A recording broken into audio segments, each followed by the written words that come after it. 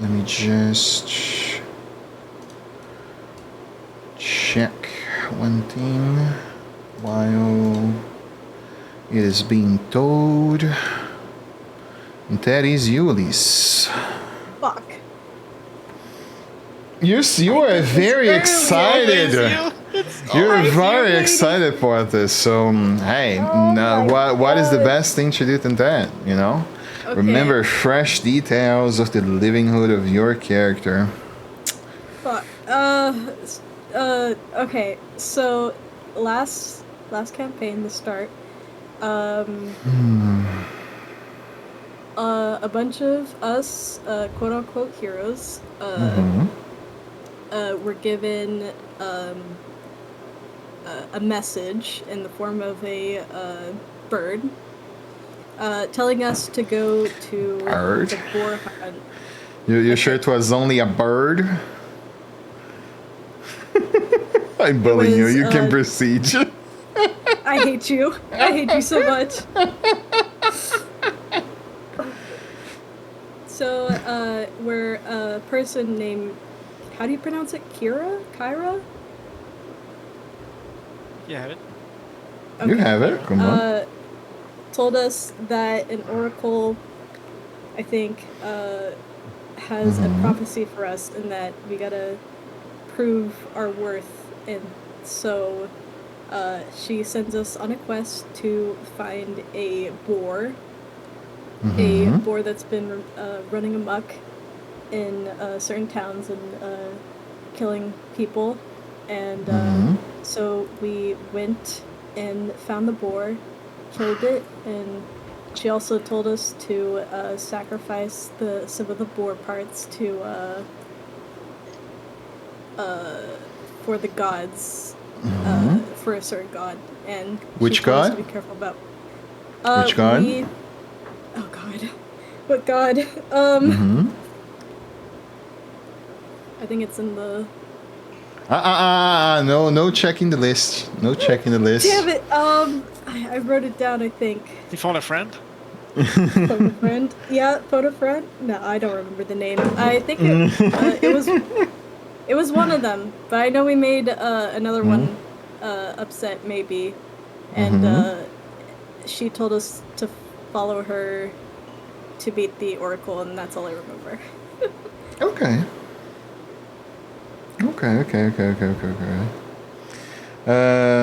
The god was Sidon, Lord of the Storms, that you guys made mad, and you guys sacrificed it to the god of wisdom. Something with a V. Valis. There we go. So yeah. Good start. You guys chose one of the 5 gods to, sacrifice the thing for.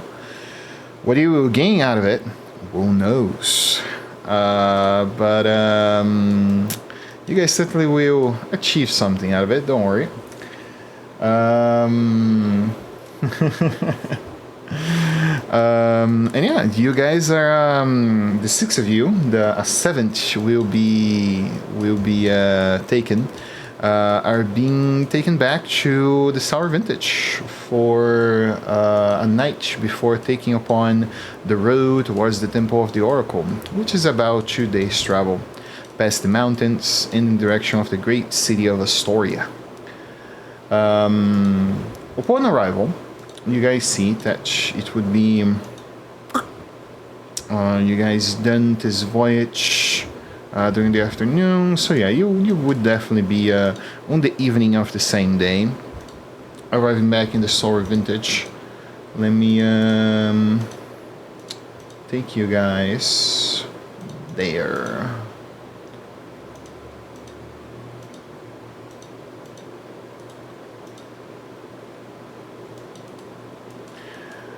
And pull everybody out.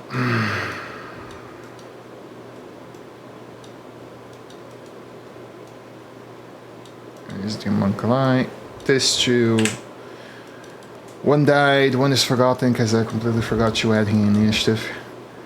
And as you guys are arriving back again, led by no other than Lady Kira, you guys actually find a individual on the way to your beds in the tavern. You all find Mr. Percy de Mello, apparently a human, which a very strong steampunk-like design as far as I can see. I like that. Seems to be waiting for you all in front of the Sour Vintage. And Lady Kira smiles upon saying, "Oh, I thought my owl messenger died along the way. It seems we finally have our seventh member coming across onto us." And as she says that, Mrs. Cadillacs, if you don't mind, you can present your character to us. All right. So, Percy is he's just a guy, but Just a guy. he's a human. He's like average height. He carries like a bunch of bags that have like a bunch of like tools spilling out of them. And he has like goggles that hang down from his neck, and just he's always ready to put them on whenever. The most noticeable thing about him is his right arm. So it's inside of his arm is like metal, and you can see like blue energy kind of going through it. And that's basically him. Okay. Very cool. Thanks for sharing that. With that, Kira does say, well, you are slightly delayed for proving yourself worth. So I guess you will have to join the heroes who I invited along and prove yourself to them. Because I know your history, and that is why I called upon thee. Drink with them, share your stories, and enjoy one final night before we take the morning of Mitros towards the way among the mountains, towards the city of Astoria. I cannot say where, but where we are going is somewhere along that path. And with this, you guys see that she takes her books, scrolls, and everything, and go to the same table where you met her one more time. And ask for the tavern keeper to keep the drinks coming for all of you to enjoy one night of victory and of festivities before going up towards the Temple of the Oracle. Does anyone interact with her Sir Artificer along the way? I walk towards Percy and I say, "Hello, sir. I'm Ezreal. Nice to meet you." And I put my hand in front of him. Nice to meet you too. And I give you a handshake. I skip all the pleasantries and I join as well, but I go straight to what's your specialty? What do you craft? What do you like to do? What do you into? My specialty is this, and he points to his arm. Mm-hmm. And You're strong, I guess. No, I mean maybe kind of the opposite. So this is my life's work. I have been working on this for years at this point. It's what allows me to use magic. oh, well, that's pretty cool. Let me introduce you to someone. This is Theseus. I built him. It looks at you just with a blank stare. That is interesting. Is that a real person? Is that a real document? No, there's no persons in there. Lots of fey things in there. And then he just goes in. Compare notes sometime. Okay.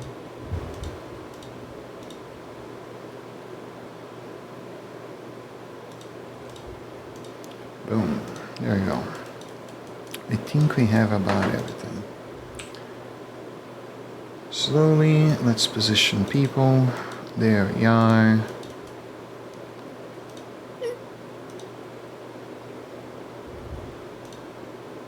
Don't worry, Elise. Apparently, I'm the only one who heard that one. I heard that. No. Yeah, there we go. There we go. Okay. Let me pull everybody out and reposition everybody. See if the names in the bar work. Sitting by here. And missing you. And missing the reanimated companion. There we go. Alrighty. I'm missing the artifact selection. No, hold on.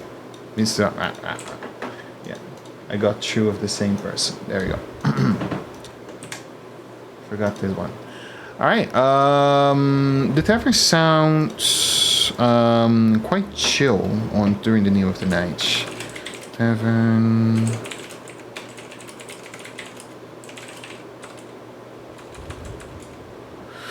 There seems to be just, the sound of a cozy fireplace playing on through the night. There seems to be no sound of music onto the play. The old man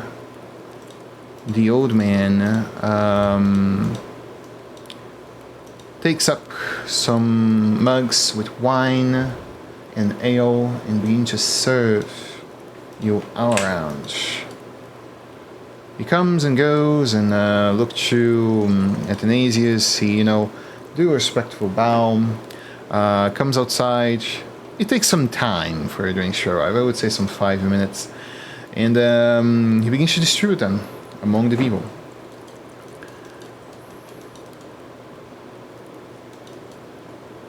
Here you go, sir. Here you go. Yeah, you hear actually the sound of Lady Kira scribing intensively among her scrolls and diaries and journals. So,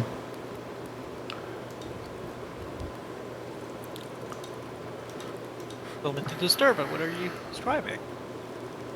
Your tales, she answers. Wasn't that impressive? Thought me getting bullied by a bull wasn't all, boar wasn't that all impressive? Well, you can describe it like that, or you can describe it like me.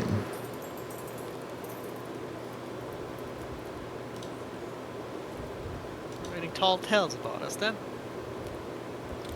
I'm writing what I feel the history should be. Of course, not telling any less, but I may be telling a few more. After all, embellishing most stories is what makes them good crafts. I suppose that's true.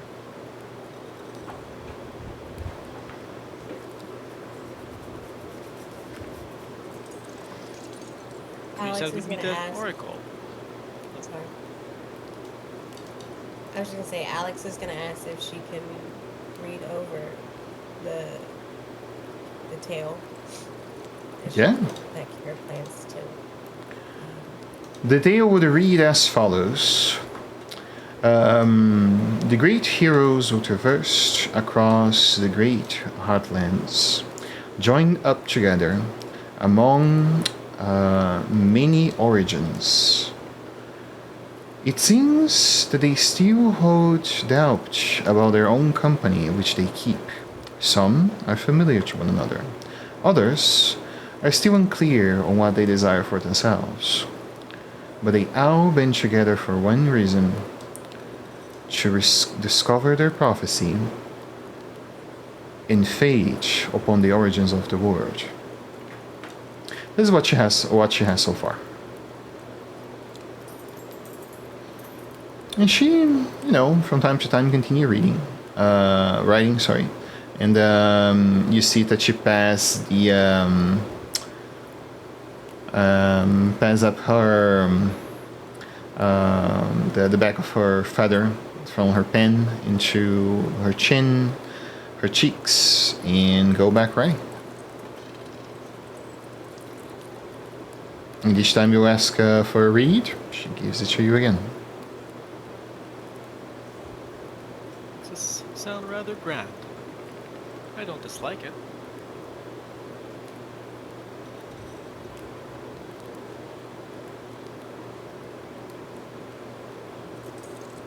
Are we doing this for the people? Or are we doing this for the gods? Is it the same? The gods already know how your story ends. We are doing this so people can remember the legends you will become. So your story is told among the mortals with a grandeur and honor, and that will syllabate in exaggerated tones among their tongue.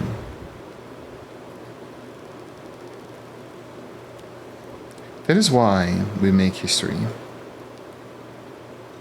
To keep the facts which are needed so your society can continue to prevail.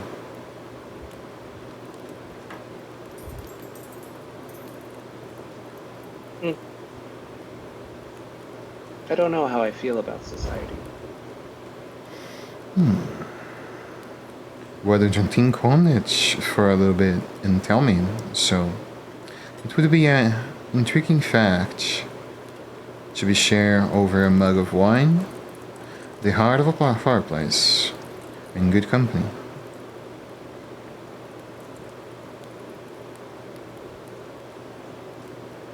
After all, you all are in good company, even those who loan themselves from the others. She smiles, looking over onto to the counter of the tavern, into the other side.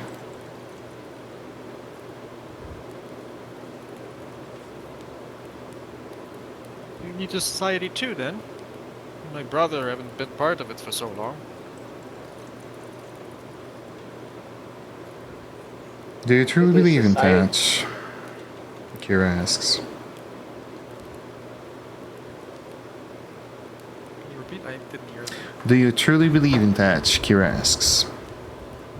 Well, I mean, the grand sense of society, you know, cities and all that.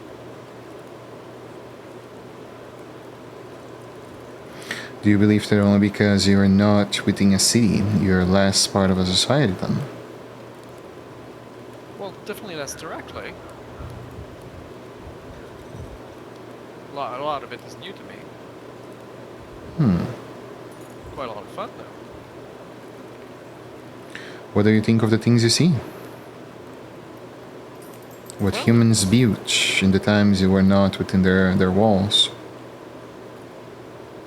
they built a lot of stuff I didn't know how they did it. Big walls, castles, and such. Very impressive. They seem to have all of it down to science, I suppose. Science indeed could be an answer. But what is science truly?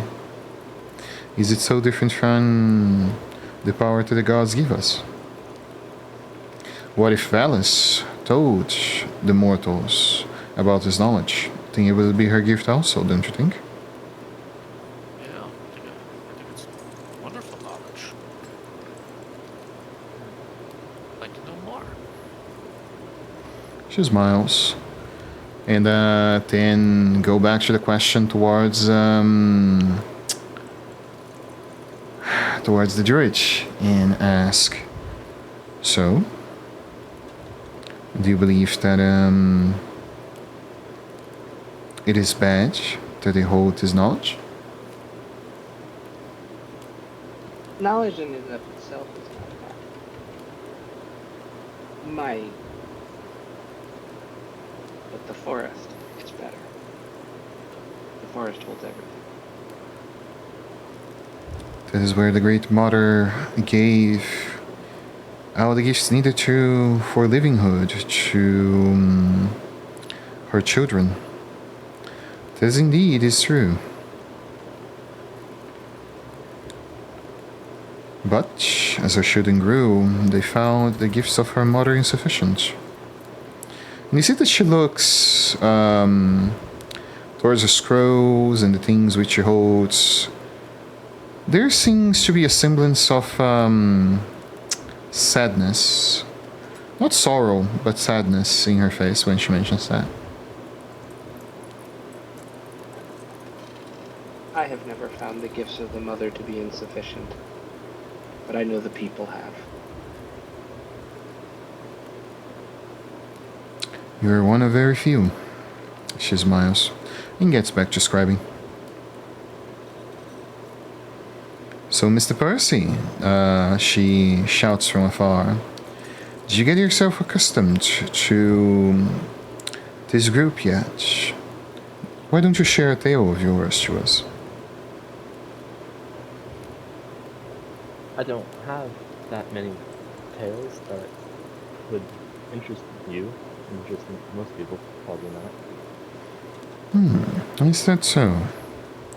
Tell us about a goal you want to achieve in this life. Something grand goal? that you desire. Well, that's another story. See, my ultimate goal in life is to become like the Dragonlords. So you like the tales of the old Dragonlords, huh? You see she giggles. They were great. What do you like the most about them? The fights with the gods, their rule over mortal kind.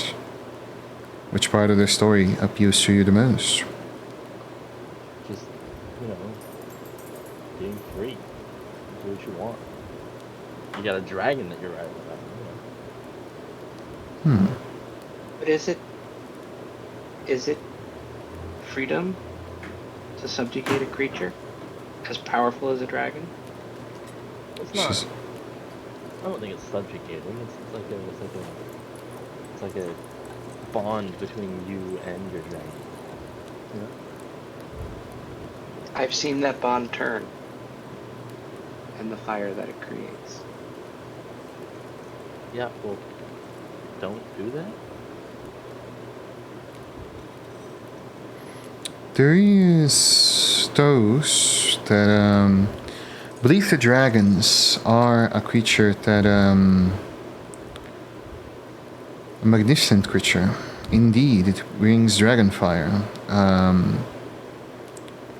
A type of fire that cannot really be easily achieved. A temperature that only the gods may know how to reach. It is said that the weapons of the Dragonlords was forged by the dragon, the tallest dragon among the Dragonlords. And their design were made by Vulcan themselves. All tales lead to one and only origin. It is believed that the Dragonlords were the first ones that explored this land and allowed people to live here the life they desired. If that is true, it's something I do not know, but I can confirm that their tales are marvelous, impressive. Tales of heroes, tales of legends. Tales I hope to write about all of you. She smiles.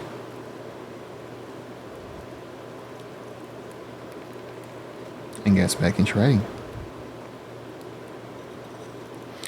With all your mugs of wine, ale, and milk provided, the night passed calmly. Eventually, some of the meat from a local boar that was taken down The tavern keeper really don't mention where he got the meat. It's provided for you all. Roasted boar of the highest quality. You see that the taste of the fresh meat is succulent. It's well done, and the blood which drips from the meat sings like small droplets of wine themselves. It is a feast of its own, almost divine in manner.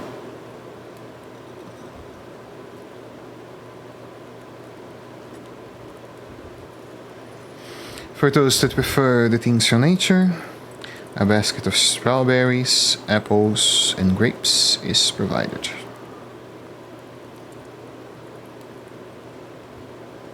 And that is it. I pick at the fruits and vegetables and find a little quiet corner. Okay. Question: Mm-hmm. the kobolds. I see. Yeah. Would I recognize them or notice if they were the same ones who were there when we were here previously? Yeah, seems to be the same kobolds that were here previously. Hmm. They seem to be chilling, just enjoying what seems to be some fresh milk onto the night and small pieces of bread and ram. They don't seem like they are having a full meal like yourselves. I'm gonna greet them briefly in Draconic. They look to you, surprised you know their mother tongue, and say, "Ah, you came back. It is good to see that you are in good health. We heard that you came after that great beast. How was it? Was it thou as the tales that the humans It was a told?" fight. It was a fight. It was the biggest war I've ever seen in my 500 years. You see that It is they now, look at alas. you surprised. Seem that you look mostly human than most, and they kind of begin to wink on their eyes and squeezing like children, and look surprised. You're 500 years old? How is that possible? My kind, we do not age. We grow with the trees, we enjoy with the nature. But when I'm around people, I look like people. What do you truly look like then? They ask.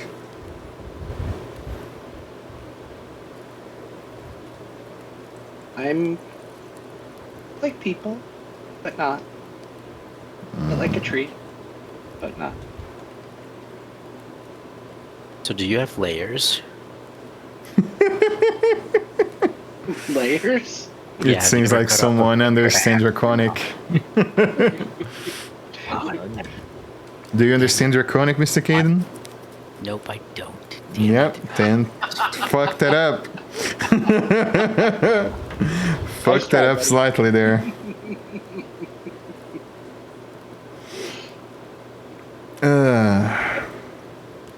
Yes, I'm holding a whole conversation in Draconic, sorry. Yeah. I guess you guys would hear oos fu da hoga. You know, I don't know really how Draconic sounds. I just go with how Skyrim is. Very deep voices, you know, raw, raw, raw, raw. Probably right. Something like that. Yeah.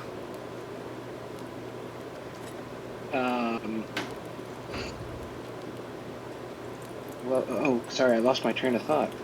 That's fine. Let's go a little bit to the others, huh? I guess the two satyrs and the Athanasius want to talk, say, or wish to do anything, or interact with anything in the tavern.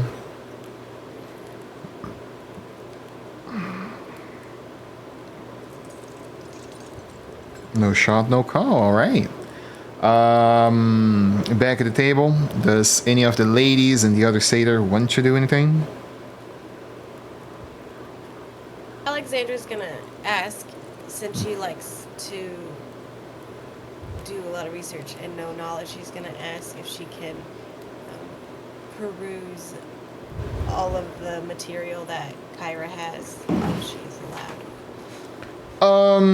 She would say yes. You see that she takes, she goes in between her backpack and then takes what seems to be one small personal diary, which seems to be much larger, really, than her hands. And she is a very delicate and feminine woman, so you see that she has, a small hand, short made nails, so it's really like a palm-sized book. And you see that she gives it the rest of the backpack to you. That you can check. And she leaves the book in her ties. Most of the scrolls which Kira holds are books and scrolls of music, poetry, studies of great philosophers across Tylea. Most of them coming from the city of Mitros and things of the like, really. There is a map or another here or there, referencing places beyond the Heartlands that potentially has unexplored cities or tombs or villages, things of the like. I'll just spend the rest of the evening just kind of soaking up all the info from the scrolls. Alrighty.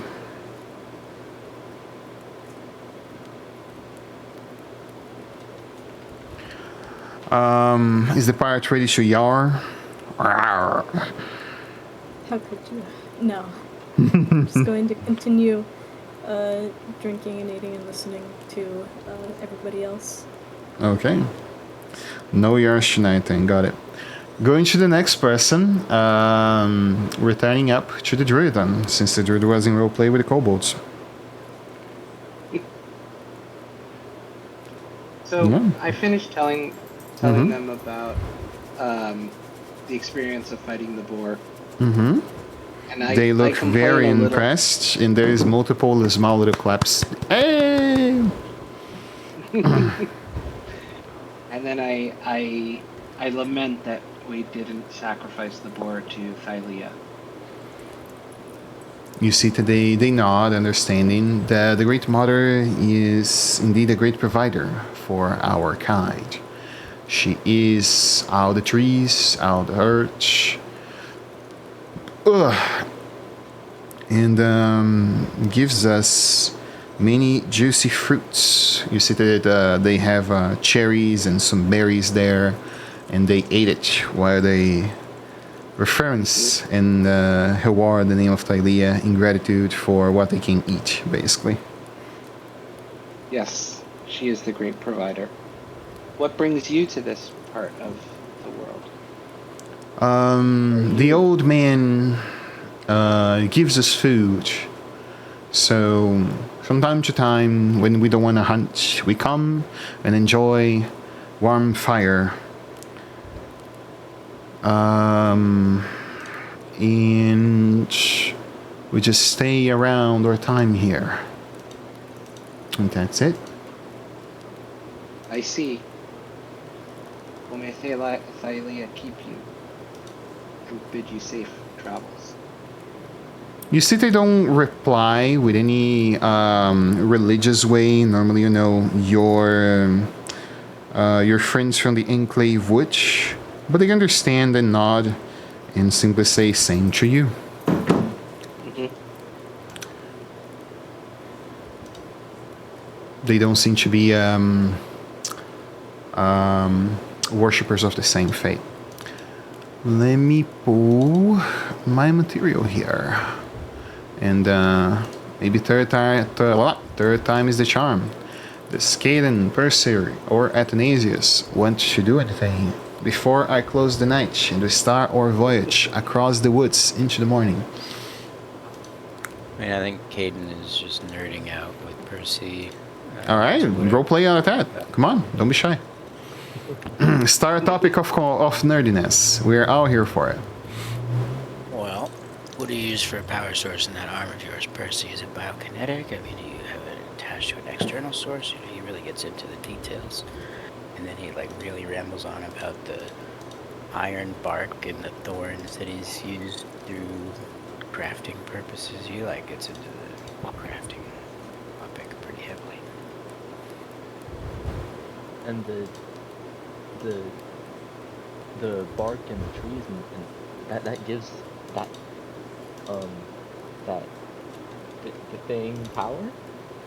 Yeah, the thorns are ferric enough to carry a current, and it's comprised of many different muscles I've collected, and you know it can pack a punch if given enough current. I do provide current through magical means, and that's a whole nother conversation. But yeah, it's similar, I suppose.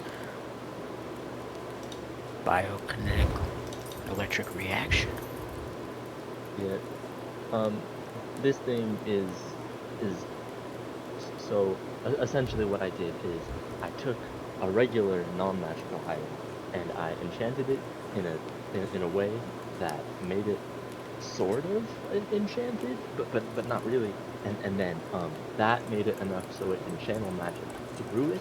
And then when I put it in my arm, it uses the veins that are already in there to channel magic through the rest of my body. So really, the arm acts as a lightning rod for magic that allows the rest of my body to use it. Very smart. Very nice. Very nice. Well, one thing I'll kind of cue you to that I'm working on with Theseus here, and he points at the silent companion. It's actually powered pretty sufficiently by lightning, so feel free to shoot it once in a while. I think I'll have to. I won't shoot it in here. I don't know if they'll like that, but definitely. Yeah, they won't like that in here. They also don't like you to start fires in your room. Yeah, I've been kicked out of one too many bars that way. Yeah, me too.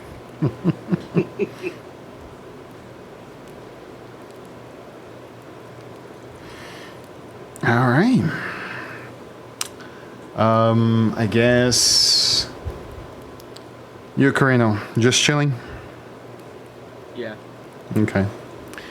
All right. The night passes. You guys have full tummies and joining up on through the night. And as the dusk finally sets and evening fully arrives, the stars glow, and among many talks, the night eventually fades, the moonlight goes away, and Kira finishes writing and looks to Alexandria and say, "You can continue in the morning."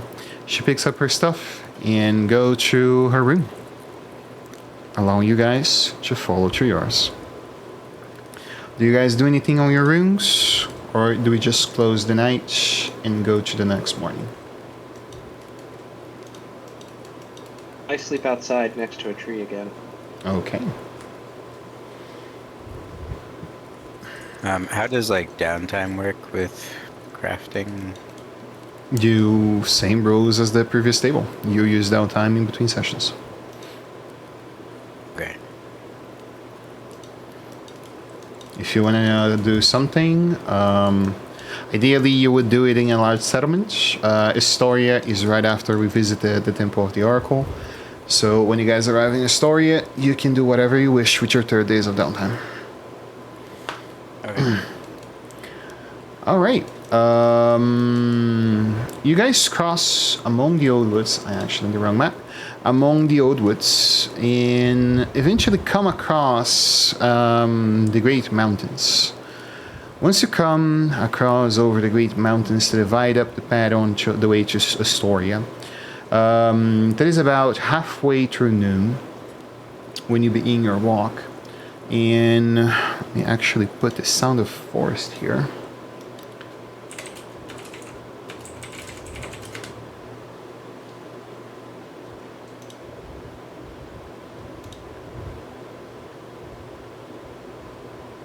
Okay. You continue your way across the woods.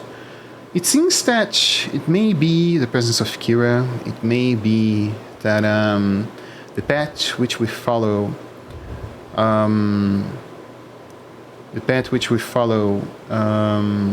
seemingly does not. Oh, that has music. That is not what I intended.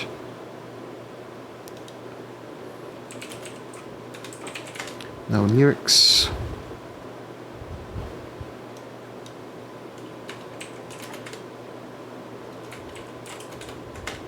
What if I put this in the end? Okay, this should do. There we go. And you come across the edge of the old woods. You reach a clearing that comes along on about some hills and finally begin to descend down one of the stretches of the river going north. You see that Kira says, "We'll continue here. Watch out for the eagles, the hawks, and the giant goats along the way." You see that she says of this, almost like it's common that she would refer something as a giant eagle or a giant goat or, you know, anything of the like, really. That would be something normal for her. How giant are we talking about? I would say at least six times of you. That big, huh? I mean, we can't miss them, then. There's no way that we won't see them coming, right? You see she smiles and say, "You would be surprised." Is there any trees we can hide in? Or cover? There is. From among the clearing, you would see a few trees, yes, here or there, but most of them lies behind you guys. So, yeah. Most of the coverage lies on the path that you guys are leaving behind you. Most of it is open plains, hills, and so on.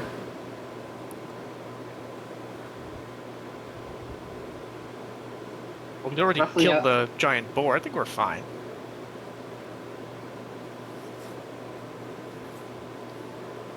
How many giant things are there over here? You see she smiles and simply say to you, "Plenty enough."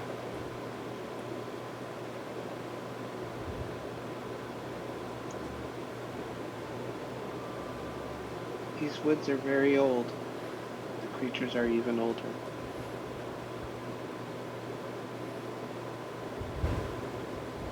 He knows what he speaks.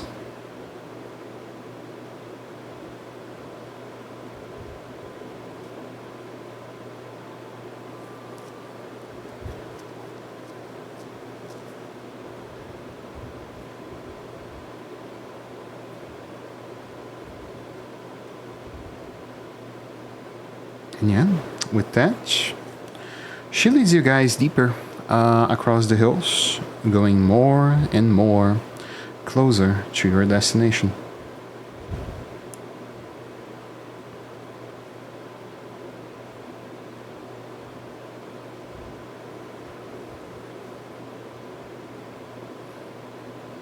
Am I in the sky? You look up in the sky, you guys do notice that indeed, like she said, you guys are actually being followed by two giant eagles that come close onto your patch. You notice that one of them seems to have her feathers quite furrowed into the back. In skill challenge. Oh boy, 7 people is gonna be hard to not pass, but let's see. Does anyone have any properties that allows you to see further to normal? I guess is my first question. Because they would be some 500 to 600 feet above you. No? Okay. Yeah, 16 is enough.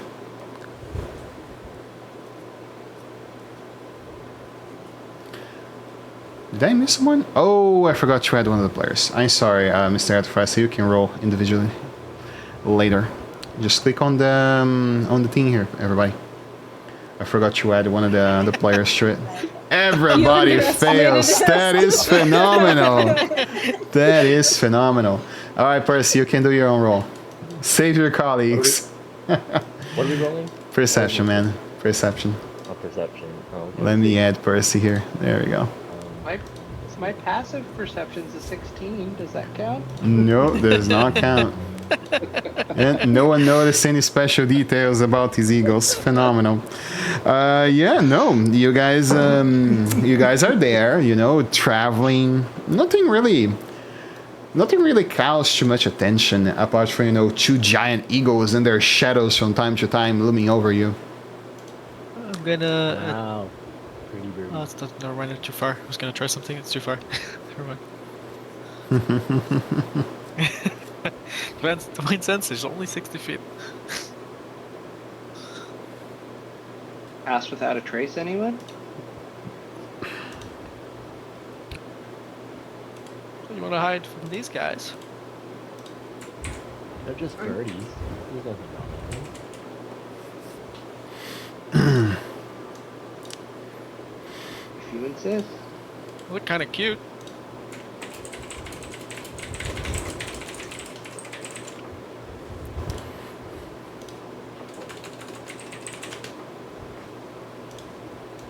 All right.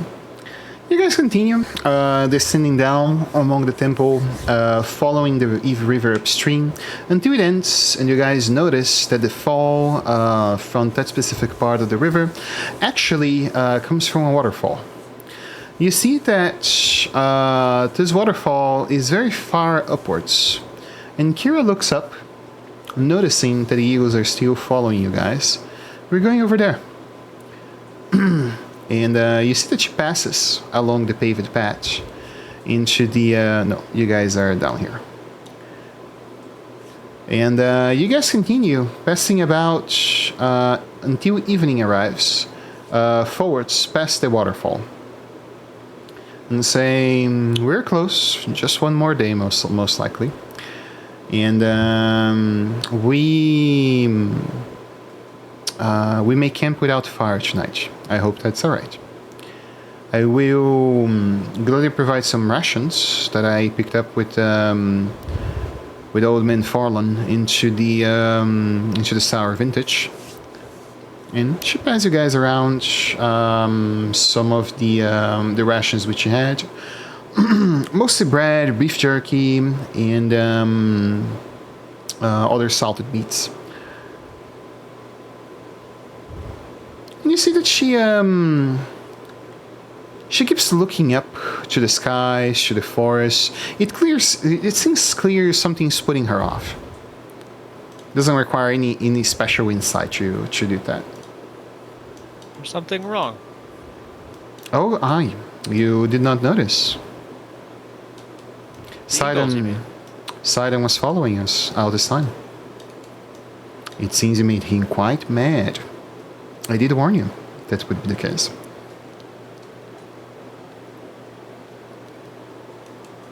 Well, oops. What's done is done, though. Indeed. I mean, whatever it is to be revealed to you, I imagine I already know what she will say. I cannot reveal it because I would be inducing you to believe in my own version of the prophecy. But,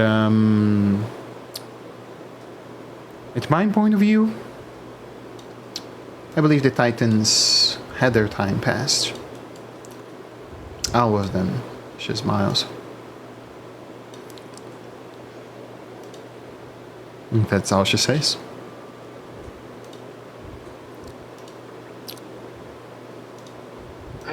I'm gonna plant my staff into the ground Mm-hmm. and grow it into a tree.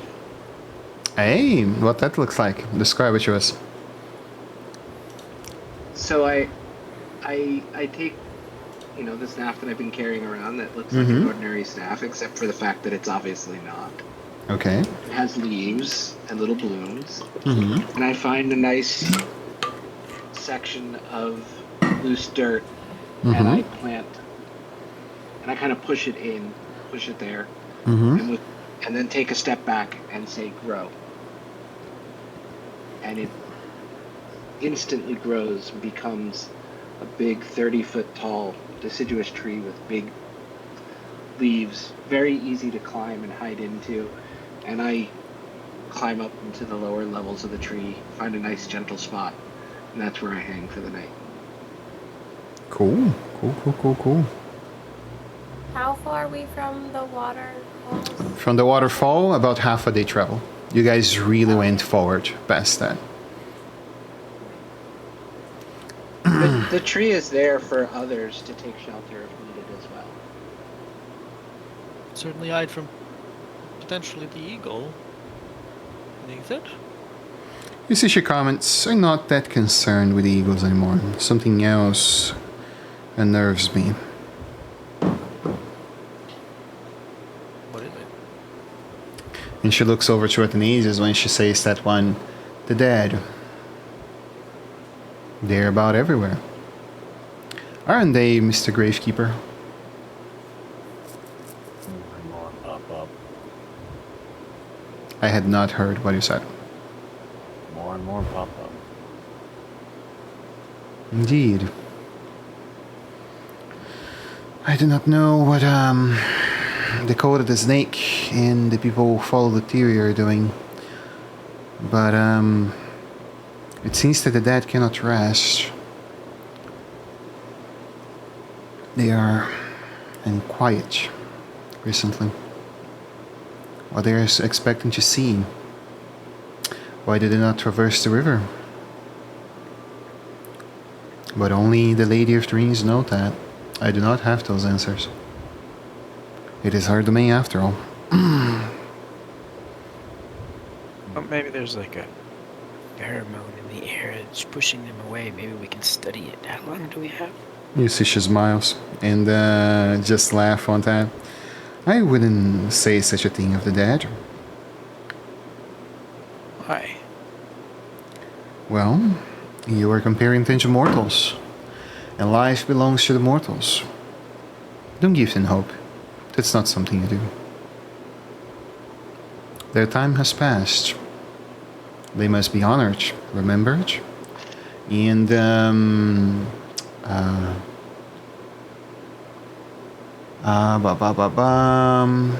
I guess I cannot find a better word, so give them prayers.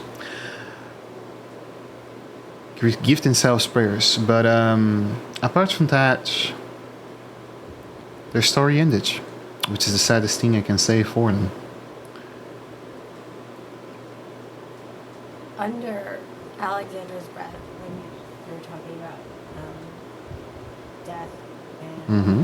dead people, she'll say, like, or we could avenge them. And she kind of just says it to herself.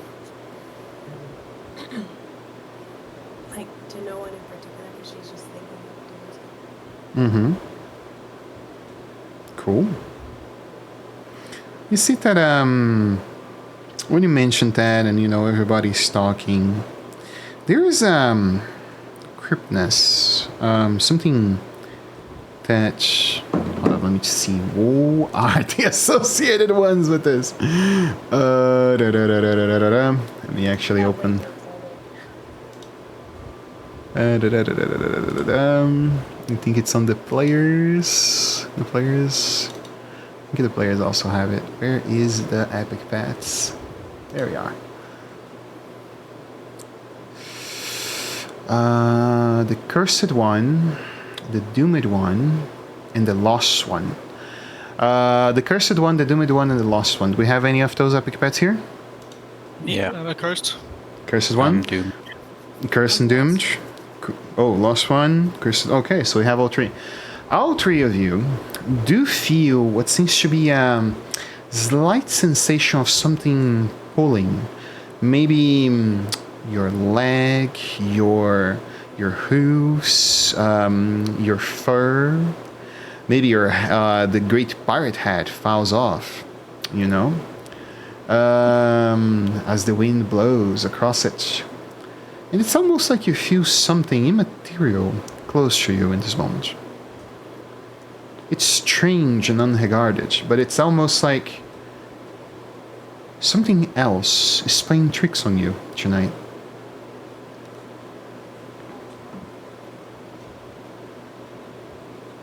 In no particular direction, I assume. Nope, no particular direction.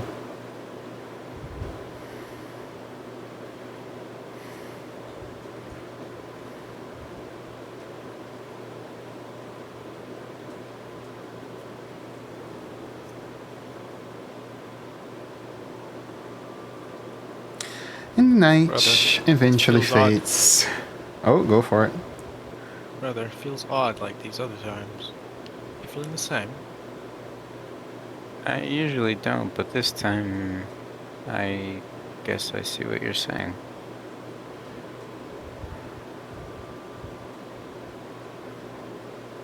I mean, could I make like an Arcana or? You can make an insight roll if you wish. I'll do one too. Same. I like how one goes and everybody follows. Oh, not bad, not bad. Not bad at all. Oh no. That bold, that strange presence, you know, that you can certainly materialize. Do give you guys the impression and the idea that you might be close, very close actually, to one of the many legendary entries to the Underworld. Lutheria's domain. I've studied places like this. That is how the dead are so strong and close to mortals. I have to stay up all night studying and researching what I could be improving on Odysseus tonight.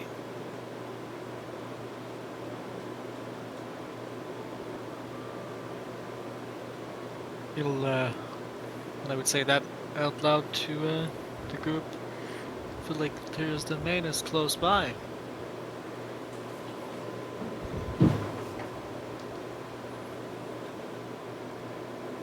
Definitely seems like the veil is thin here. Feeling it too, Kira. I don't know what is the veil? What you call it? The veil is a reference that separates. It's an old Greek reference that separates the world of mortals and the world of the undead. Oh, I know what the veil is. Well, I know. I'm just asking as the player, Okay. like what you're talking about.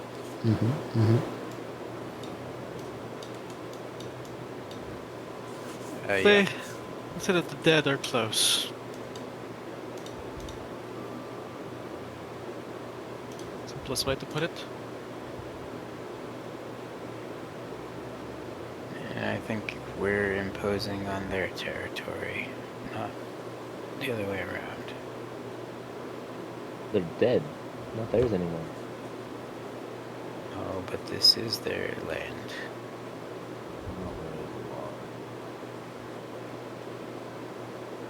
But should it be? We are in the world of mortals right now. They're dead. Not theirs. This is not where they belong. Why are they there? That's a big question. Why are they claiming it?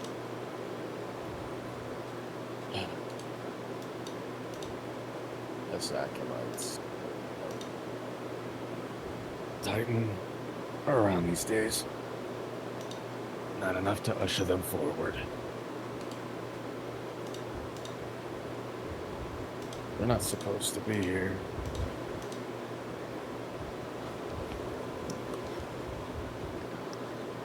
Probably we should have watches tonight, Oh,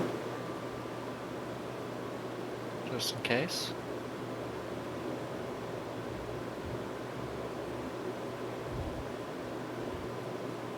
If you want.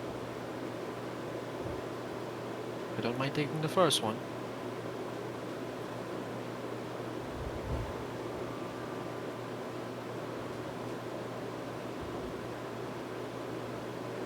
you see that Kira smiles and says, "Well, I suggest everyone rests. We will be taking upon the break before the dawn, as we will use the cover of the night to go back." And that's all she says. And go sleep.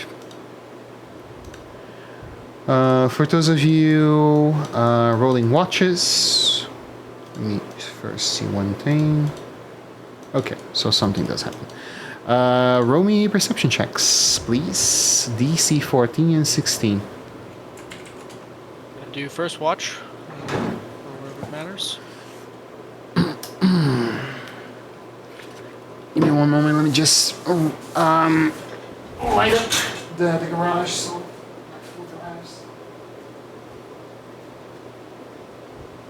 Who's going on second watch? Or who else is also taking part of first watch?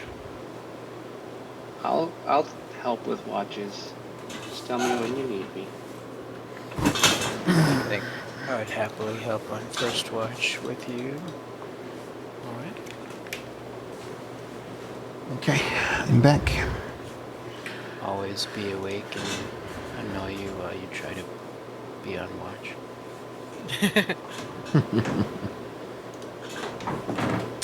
Holy! Let me peek from the list of the random encounters.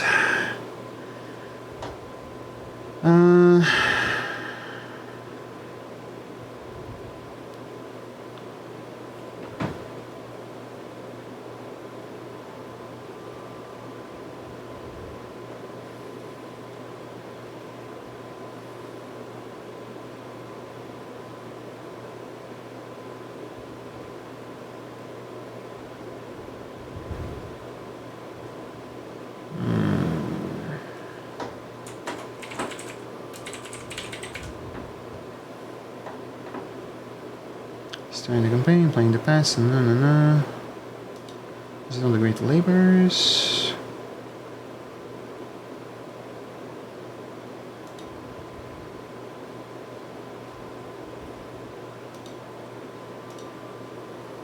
Oh boy, it's lagging for me. Goddamn PDF, I'm not sure why it has such a difficulty reading it.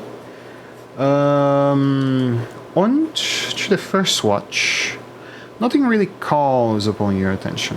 You enjoy up the night roughly without any issue. But as the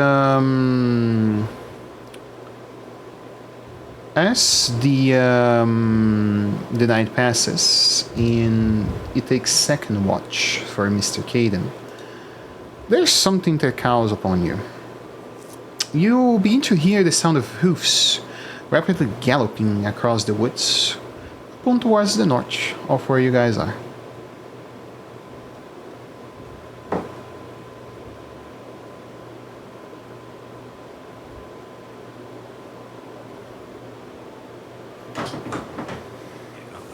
Share that with anyone who's... Oh boy, I just went there and my food arrived. Sorry, fellas, give me one moment, my food arrived.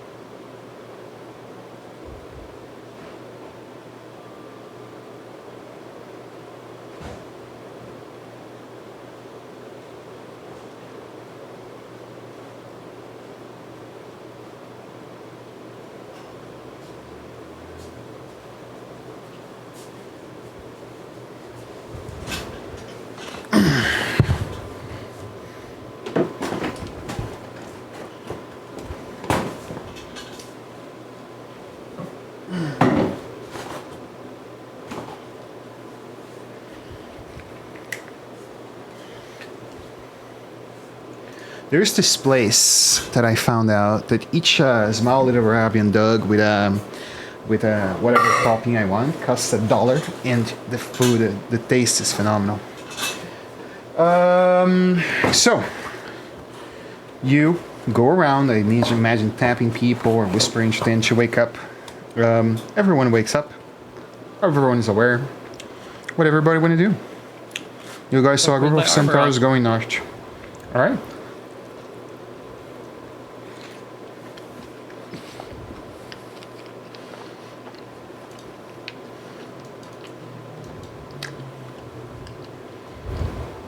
You put your armor on. No one seems to interact with you guys before that. I'm gonna cast Pass Without a Trace. When you cast your magic, you do notice one thing. You can hear whispers that are indistinguished. They don't really say anything.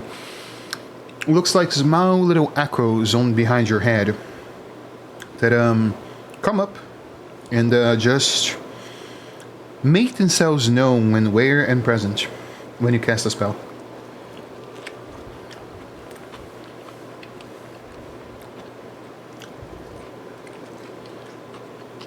That is all. Plus 10 stealth to everyone within 30 feet of me. Yeah. Nice. Everybody receives the benefits of the spell. Attempt to hide, assuming I'm done putting on the noisy armor.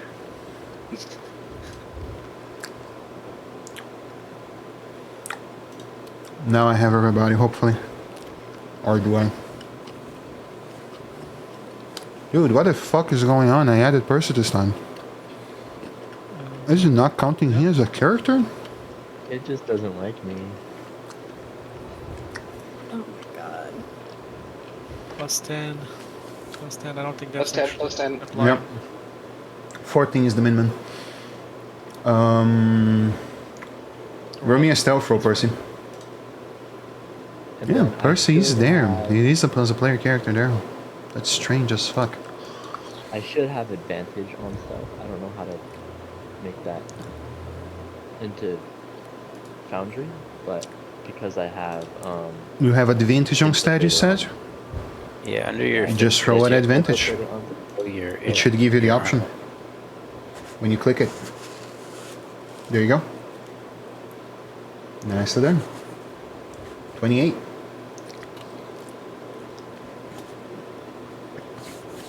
You guys are covered by the night. You see that eventually what seems to be two giggons come across the woods. And you see that one of them seems to carry actually a centaur warrior in one of their hands.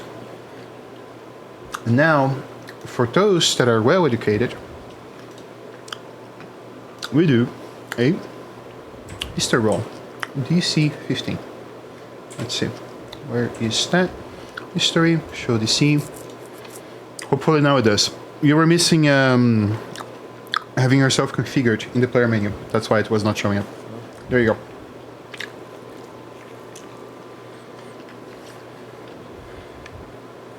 Well, I mean, That's the I don't know why the sound effects had to come out.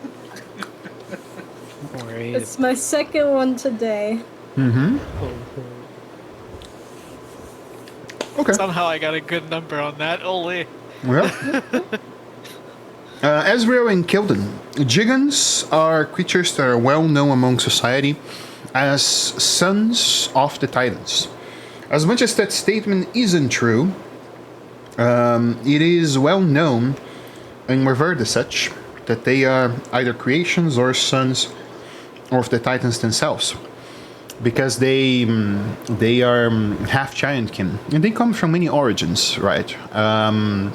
They can be ogres, trolls, cyclopses, all sorts of things.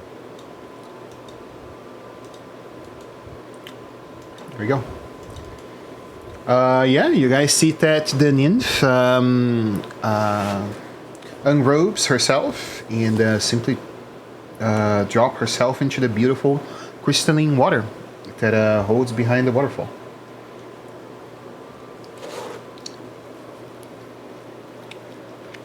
Is this the waterfall or this? This or this? Sorry, the river that flows beneath the waterfall. There you go.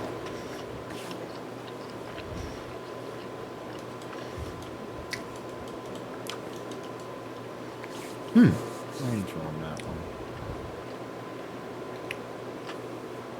Kira does look to you all as she has her hair freshly done by magic and saying, "Welcome, friends, to the Temple of the Oracle." As you guys arrive into the temple, I put my foot to the side because I need to read a lot now.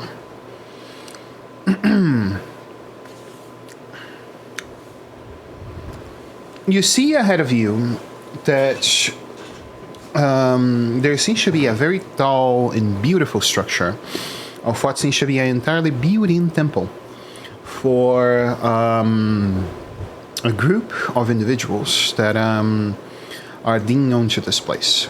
You perceive that a statuette of Sidon lies over onto the center as you eventually approach here to have light of the place. And you perceive what seems to be a beautifully and illuminated temple that seems very comfortable. But something does catch your eye. There seems to be fresh blood among the floor. You notice that once you enter the temple, you see the suitors of the Great Oracle, but you do not see her in presence. Kira looks confused. She remembers that about 2 weeks ago, she talked with the Oracle in this place. So she approaches and looks towards the servants and then asks, "What happened? What is this about? I brought the heroes of the prophecy like it was asked of me."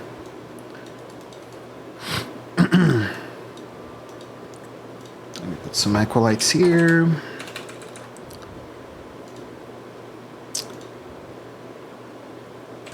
Acolytes. And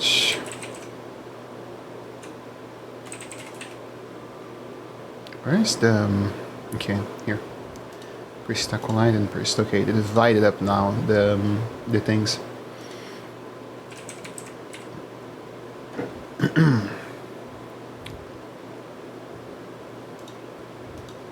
Acolyte.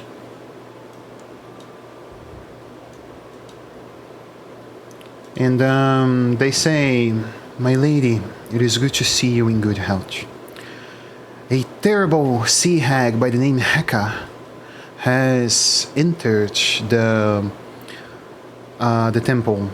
She struck us with her utterly evil magic and has taken Verzi prisoner into the lower... Oh my god, what is it? It's sliding. Into the lower chambers of the temple. Please, ask the heroes to prove themselves one more in this challenge before receiving the word of Verzi."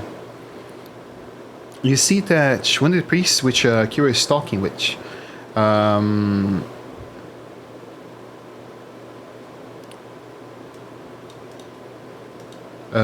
is called Bracia, and she looks to you. Hikata ordered by Sidon's name that we must bring arms and lay waste to any invaders. You see that Kira smiles and says, "Do not throw your lives away. I can vouch for the men and women I bring, and they will cut you down if you stand in their path." You see that, even upon that, you clearly see that the acolytes, it's 4 total,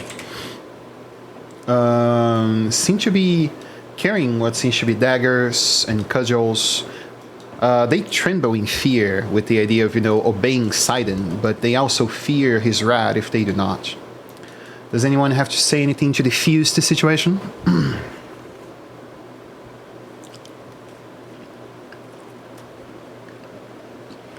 Or are you guys spilling blood in the Temple of the Oracle? What's the idea here? We'd rather not have to put you down, but of course if you attack us, we'll simply have to defend ourselves. Walk away with your lives. Can I make a Can I try religion check? persuasion? You can roll persuasion and you can roll religion, no guidance allowed.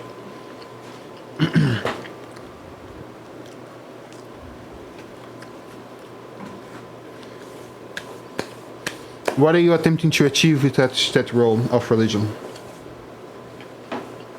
I want to find something in the annals or Mhm. in to use to persuade them from a point of view on Mhm. the path of the oath of peace. I mean, it doesn't take too high to go on that.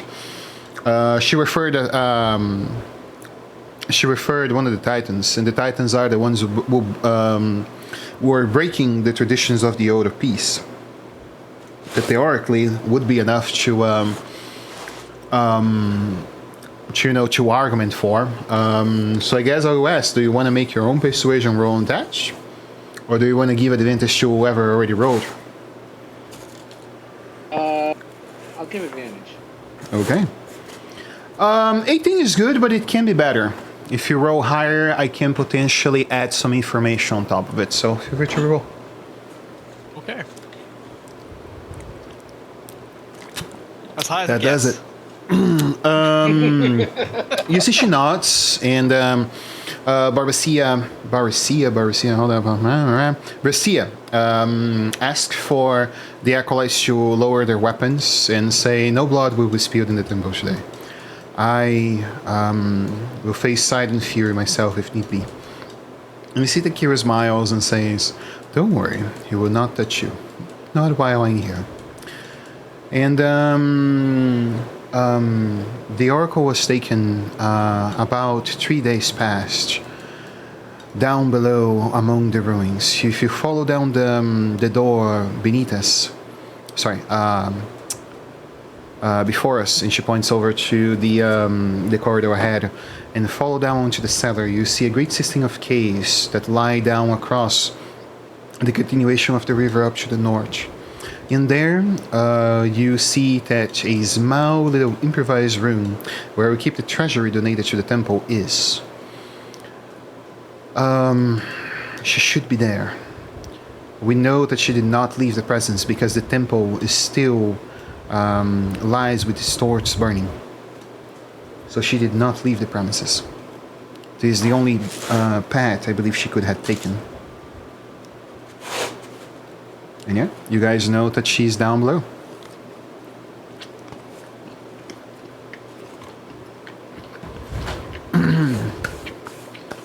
They pointed to like these door behind or Right here. okay. As Azrael approaches the fountain where the statue of Sidon is, he notices one thing that catches his eye intently. There is a fortune ward of gold in this found. You perceive that there is platinum, there is gold, there is silver, there is gemstones, there is diamonds, there is a ton of shit just in display there. Okay. Move along. Felt uninterested. You don't want the fury of the gods upon you? How could you? Well, it's not just that. I don't care that much about gold. Fair. You open the door and you perceive that it divides up in a corridor following to the south, which seems to be some sort of private quarters. Oh, I did not make a second door. You do. You do see blood here, and besides there not be markings, you do see bloods going down the stairway as well. It seems very clear that the blood does belong to Verzi. So, And this is not block here, like the image would suggest. it is not what? blocked here, like the image might suggest? This is an armament rail, like the thing you pull, a straight rail that you pull instead of a pulling ring. Okay. Yeah, because it's a door to a cellar, so. Okay, but it's not blocked. I can shove it, right? Yeah. You can go just straight across. I actually forgot to do a door there. Oh, okay. Let me actually put this across and open the door since you opened it. There you go. Yeah, if you guys click on the symbol of the stairways with your character selected, it will take you guys down. Kira will say, I will be there in spirit. And she turns herself invisible and follow you guys anyway. So I guess this place is kind of dark. That's probably why he's having like a vision, Percy. I was gonna add to somebody. I can't see nothing. Really? Yeah, I did have notice. most I of can't it. figure it out. Oh, I'm missing this torch. Yeah. Okay. I didn't Where's notice Percy? because I've got dark vision. Just Oh, going forward. I also didn't notice. I couldn't see nothing. Really? If you click on your token, you can't see anything? I have Well, lighting I most of the could. map. I can Okay. now, but I couldn't. Okay. I Okay. tried to turn on a torch, but I couldn't figure out how to do it. Alright. So the two easiest ways is you right click on your character and there's a torch symbol just above the crossed swords on your character. That is one. And then the other way is you pull while having your character selected, you click on the torch item and then it should give you the light effect if it's automated. Those are the two ways. And down there is completely dark, so you guys will need light sources. I suggest lighting thing up now. Okay. I suggest those of you that do not have special senses to light up fire now. Because otherwise it takes an action to do so down there. I still don't have a torch.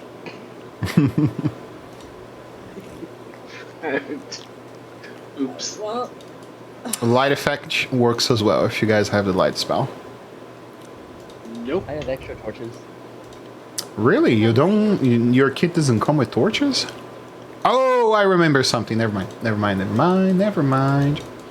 have, I'll get whoever needs any. I'll give you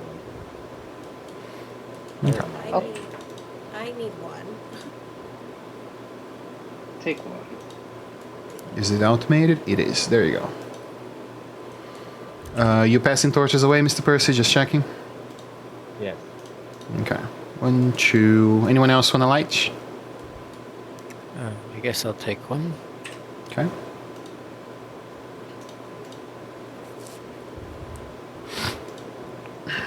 So bright. Okay. Underground layer.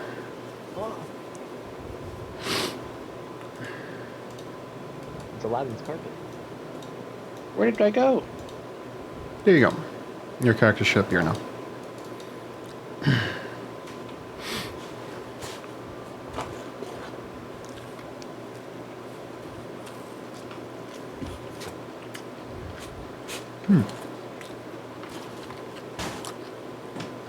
As you guys make the descent down, you perceive that this place holds close to no light. The torch, right here in the middle, seems to have been slightly doused. And right in the middle, you guys perceive what seems to be an embellished carpet that seems to lie over in the center of this grotto. You notice a liquid blue shimmering light that refracts across these leaky walls of a rocky grotto. The room is lit by a small torch that dimly and shyly illuminates the area, and you perceive that a vaporous mist streams from what seems to be hot springs, and you can hear the water cascading from the underground river, following up onto the here cave, onto the south. So the water follows through here to the north. Come from the here to the north. On the small area where the grotto lies, again, you guys perceive that this carpet seems to be far too embellished, almost in a magical way. It could be a magical carpet of sorts, or it could be something else. I'm gonna cast detect magic? Ritually or burning the slot? As a ritual. Do you guys wait 10 minutes? I'm gonna go touch it. Oh, that's a no.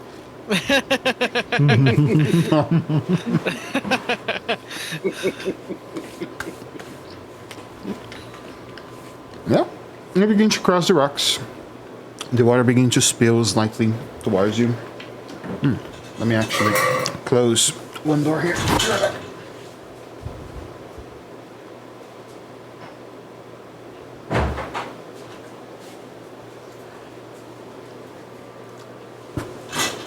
And you perceive that as you fully approach, the rug is shiny and lucid. You perceive the threads of gold that it has among the purple.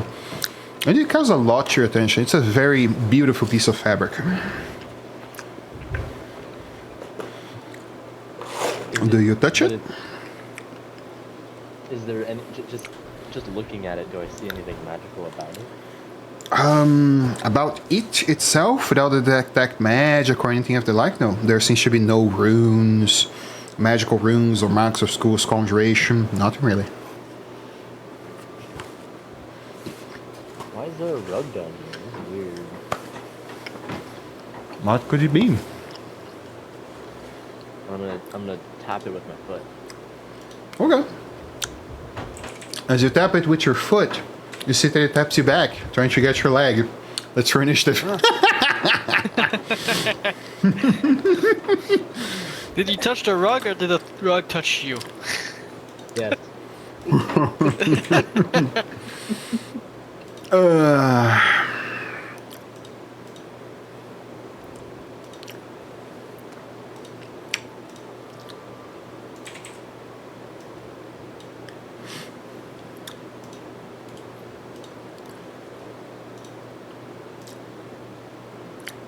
And battle music. Oh yeah, rolled a 1. Nice. Your companion should have 16, not 12. What? Say again? I think my companion should have 16, not 12 HP. It's 3 times.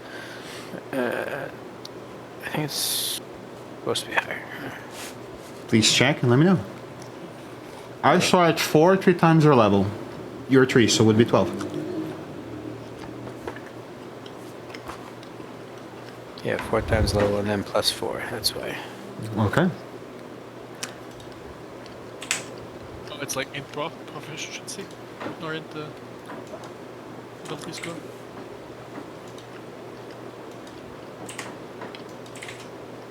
Sure. Pain in the ass to pull up the step.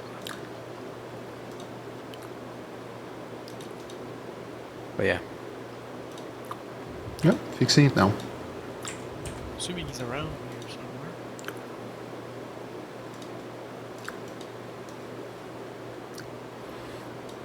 It goes after you, I assume? Yep. Update. 3.14. 3.13. And yeah, as I said, you tap the hug taps you. Hits for 19. You guys see that the hug quickly begins to envelop itself around Percy's foot. And as it happens, you guys see that it strays up around and make him disappear on the interior of itself, as it has him now in between its body. You're blinded, restrained, and your speed is 0.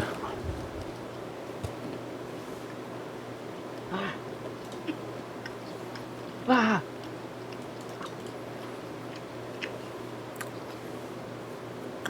Magical hug, very mad. I'm going to hold bonus action in case it comes within range. It's a rage. Okay. Mr. Percy, your turn. Let me just check one thing. How the suffocation works. Suffocation? Yeah. No. It's the start of each of the target's turns. It take. Oh, okay. So the 2d6 only happen when. Yeah, the 2d6 only happen when it's the start of your turn. Okay, so you already took the damage. Yeah, it begins to suffocate you and try to breathe. Take the breath out of your lungs while squeezing you through its fabric. Oh, stop it! Can I still make an attack from here? Oh yeah, you can try to attempt to attack it.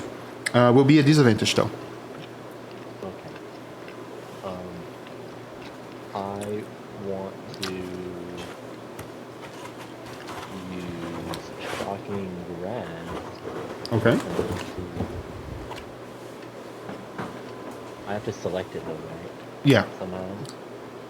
Give me one moment. Let me just take the blind condition for a minute so you can see. So the way you do it, you press T while hovering your mouse above the creature, or if you double right click, I believe it also works. Okay, perfect. Go to your shocking grasp and do the thing. Do the attack at disadvantage. Nicely done. You got it, and you miss. You see that you attempt to reach to it. It begins to roll its fabric around your arm to prevent you from attacking it. And yeah, you don't manage to do it. You motherfucker. I guess that's it. I mean, Fair. yep. I'll just scream. How many people can the hug have under it?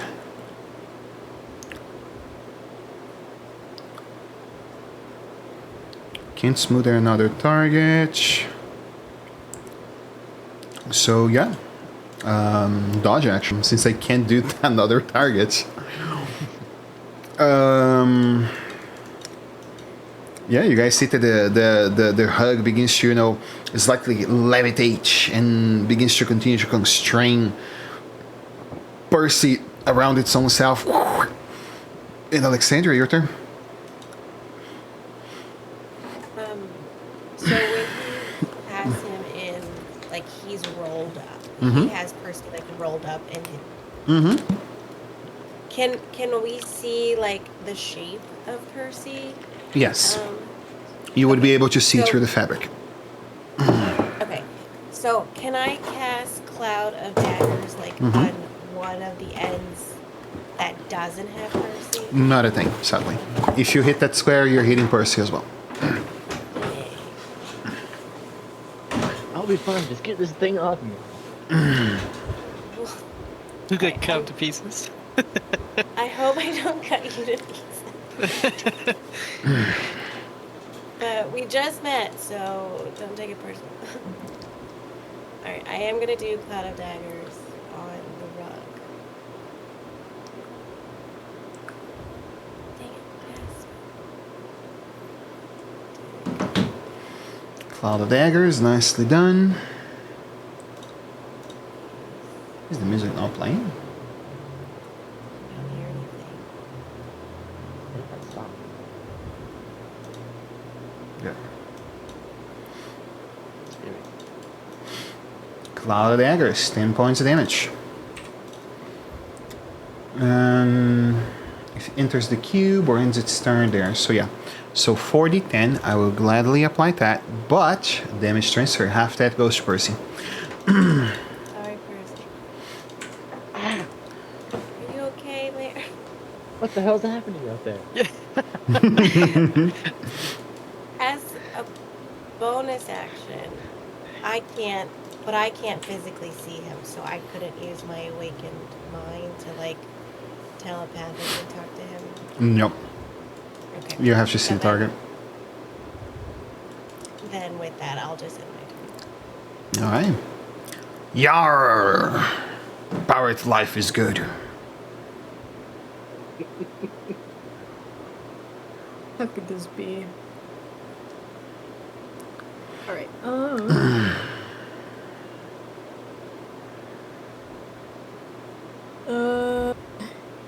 let me look up something really quickly before I make my decision. Okay.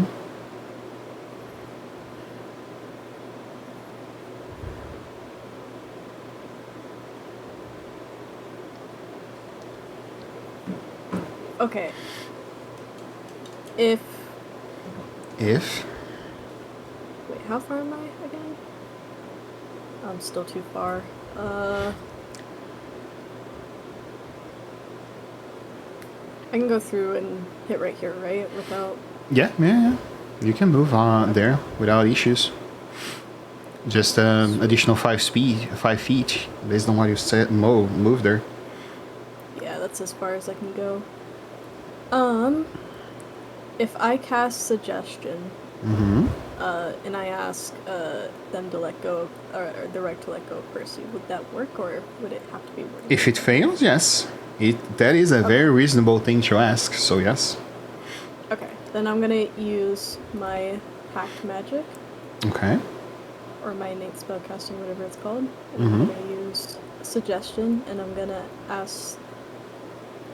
Oh, that's cool. I'm gonna ask the rug to let go of Percy. Okay. It fails. Let me just check one thing. There's no intelligence limitations, right? There is not. Okay. Is that a legacy spell? That is a legacy spell. It's from the it's from the what is it called, the UNT. So I will stuff? ask you this. You are using Mordenkainen's one, right? Yes. Okay.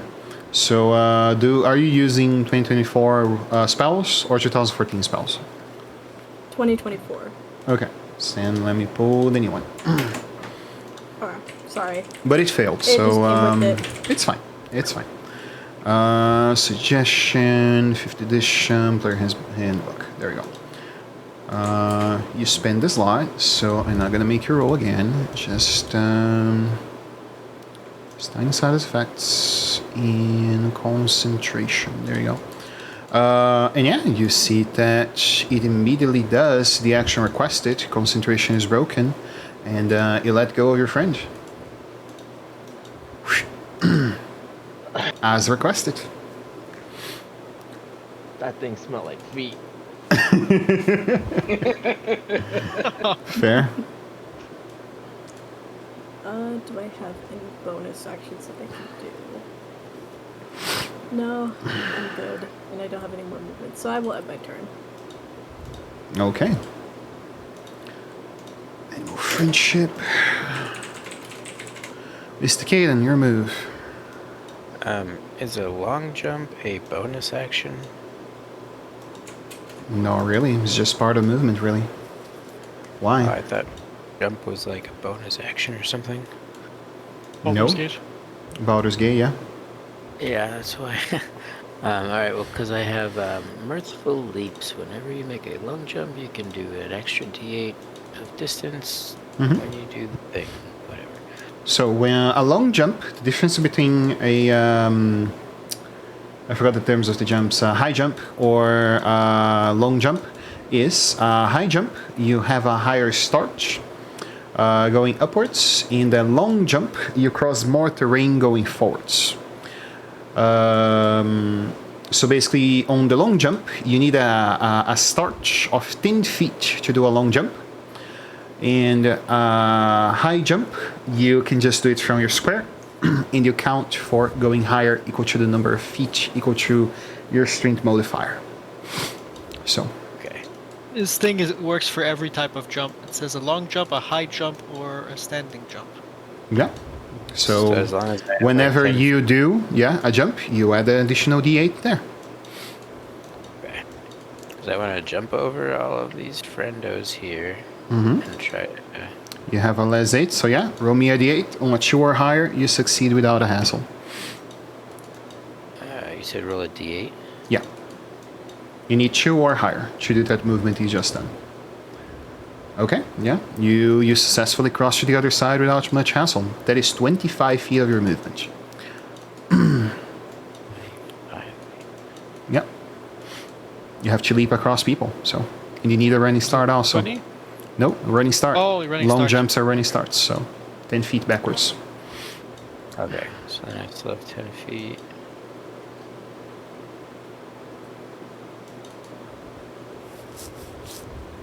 Okay. As long as I can make it, I'm Mhm. gonna cast Cure Wounds on our smothered friend.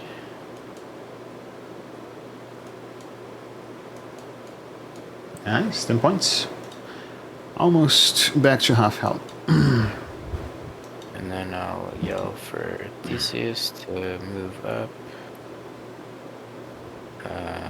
as much as he can, which I think is behind me.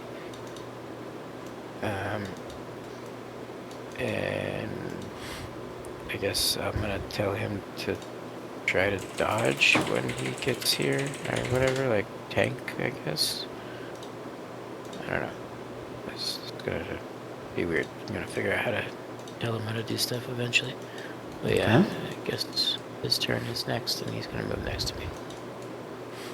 Feel free to do it. I can, but okay. You said he has 30? Yeah. But extra 5 feet five. across to an ally, so right here. Okay. Unless you want to dash. Oh yeah, that's fine. I can have him dash action for my Okay. bonus action. And I'll try to get him to switch places with Percy then, if that's the case. Do you have a feature or ability that allows you to do that? No, Then no. just get close enough and try to Mhm. do that when the opportunity provides. Yep. Either here or here is fine. This actually is a square to the monster zone, so you can stand there. Okay. That's my... Mr. Druid, your move. I am going to cast Healing Word Okay. to help stand our friend back up. I'm only going to cast it as a level 1 spell. Alright, I'm holding level 1 friend, I get it.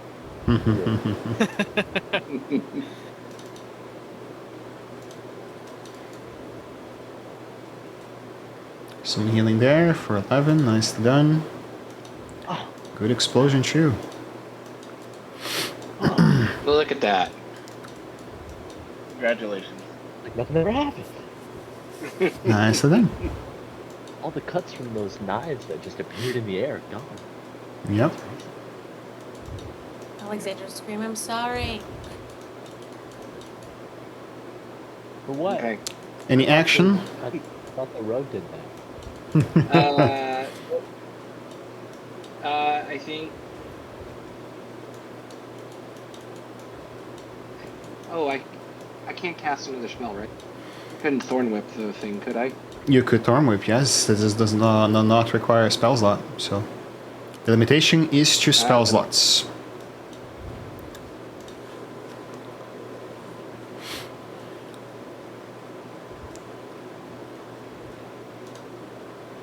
Here one second.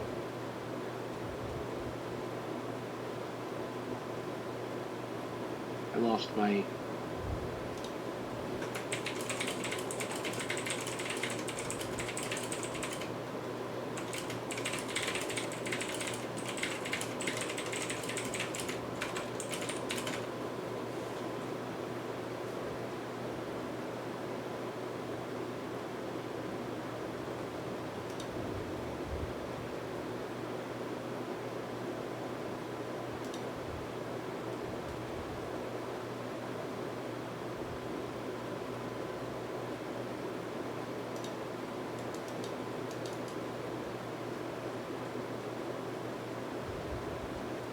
That go through? That does, yeah.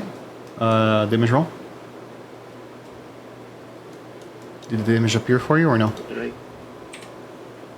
Let's see how it's inputting. No, I didn't see anything popped up. Oh, my end, the damage appeared. That's strange.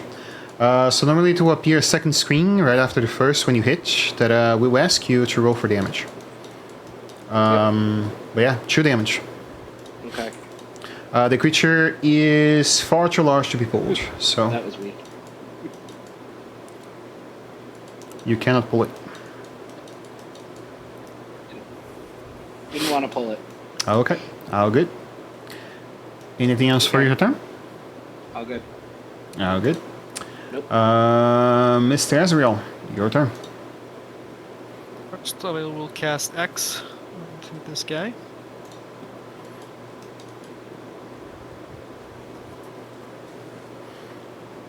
I'll move forward and attack him. Just want to confirm, are you using legacy spells only? Yes. Okay. Legacy. All right.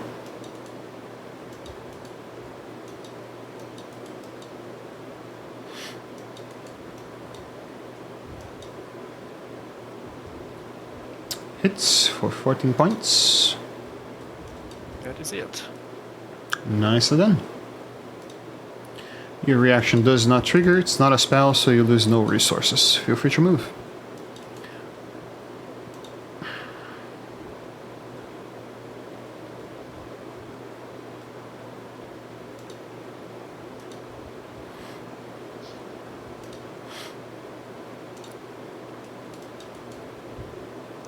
Rage.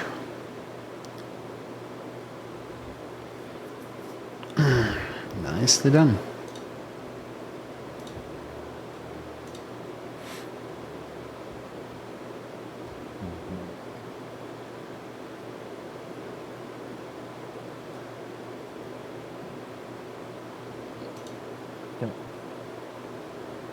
Use reckless.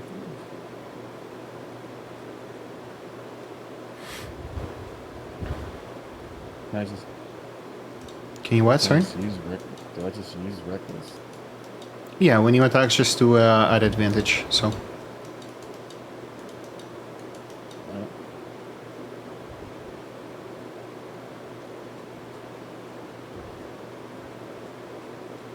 Hits for 12 points. And there's one thing.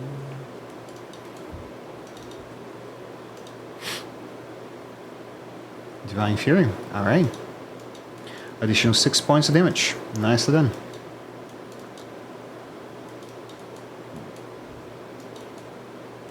Mr. Percy, you cited a hug that hugged you very tightly. Seems to be quite battered, and this fabric is beginning to falter.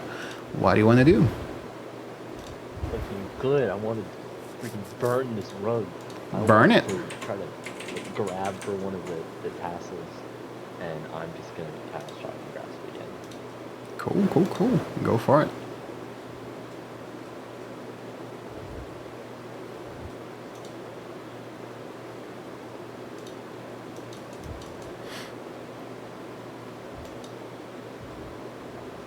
Yeah. Nicely done. Grab one of the tassels, and then the electricity's gonna go through all like the veins in my arm, and then it just shocks the freaking rug, and all the fibers freaking catch fire and shit. It needs to die right now. Yeah, he's definitely burning, but is still not dead. Can't really move the hug, so I guess I will at least take a share of the damage with someone. Advantage, hitting for 14. It slugs around and ticks at Athanasius. And at the beginning of his turn, he will take the 11. On the end of its turn, roll the 44 for me, Alexander. Okay.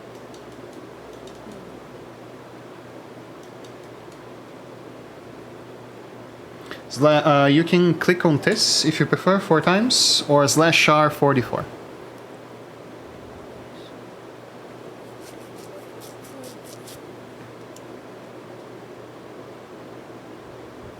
There you go. That is 1d4 plus 4. That's not what was intended. So should look like this. Without the quote marks.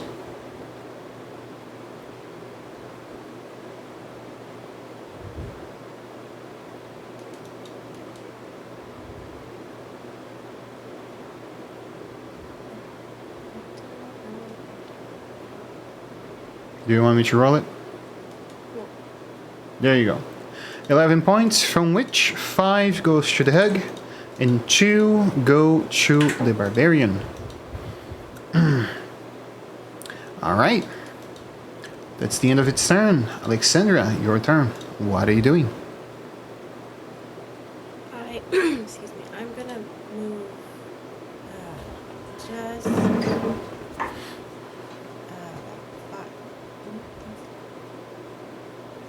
just about 5 feet over here.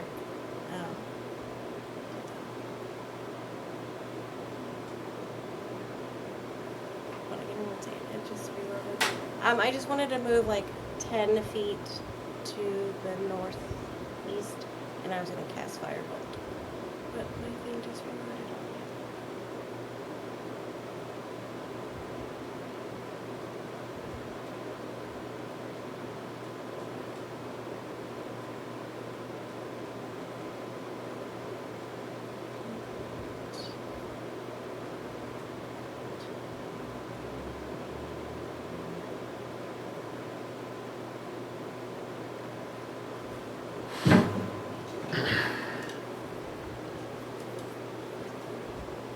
Hits. We see the damage roll somewhere there.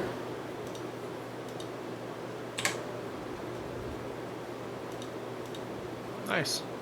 Max damage, firebolt. 10 points. Nicely done. And not total barbarian, so 5 for 1. 5 for Athanasius, 5 for the hug. And the burn scorches and burns. Combatants. Easy job, easy does it. Never in my life did I think I'd fight a rug.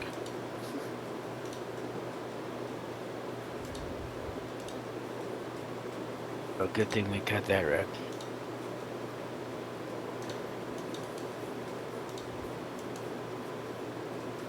Nicely done, people. Very nicely done.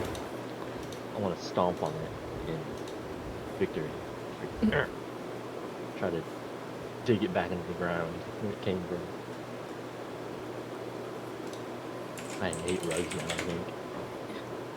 Okay. I'm gonna jump across to here. Mm-hmm. I'll cut 3 foot by 2 foot swatch off and put it over Theseus.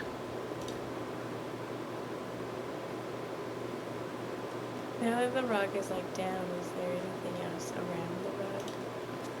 If there's anything else around the hug, that is a good question, actually. You do perceive that on the region that surrounds the hug,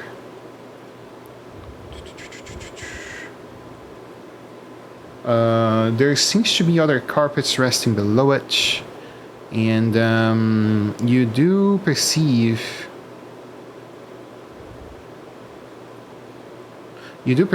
that there seems to be fresh blood just beneath it, showing that recently, most likely, someone was tortured here. That is what I was trying to do. There we go. Moving onwards, you guys do perceive that the cave forms up what seems to be a division into the river, splitting up paths going forward, and what seems to be a small cave with luminosity inwards. This way, guys, I think.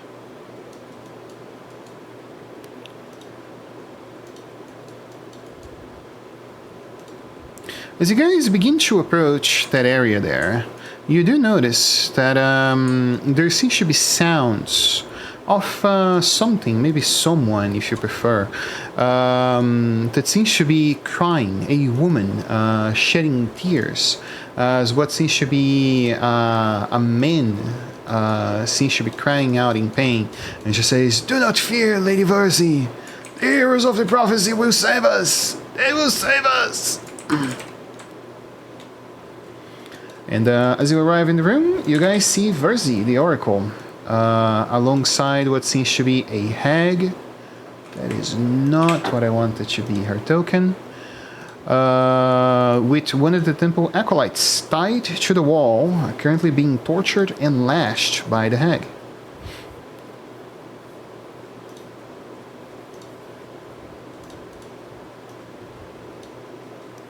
Whoa, whoa, whoa, fellas. Hold up. There's a lot of people here.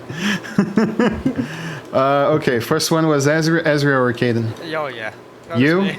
Dexterity saving throw. Okay, let's spell my first roll. The record, Theseus was ahead of me. Oh, I did, whoa, that's insane. Okay, didn't expect that at all. You succeed, so goes to the next person. Mr. Caden, dexterity saving throw. Yeah, I'm gonna roll it for Theseus because he was ahead of me. Okay.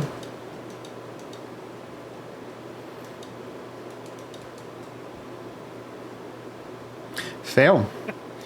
That is 5d6. You guys see what seems to be a small little stalagmite falling over just straight down. And then when it misses Azrael, goes straight up to the next person, almost like it's has some sort of telekinetic magic tied to it.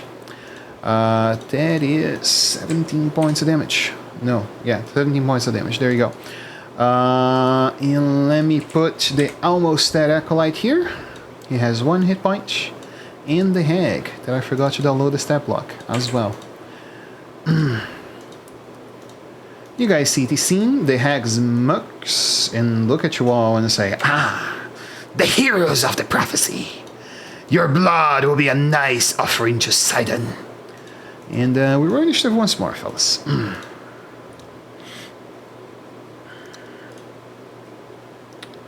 Let me just adjust people where they should be. 413 Oh, wow. and 412. And then the hag, whenever I can pull her. 16 plus the temp HP, so now only 6. Okay, that's what I wasn't sure if he was like close, but yeah. Oh. Yeah, that almost 1 hit.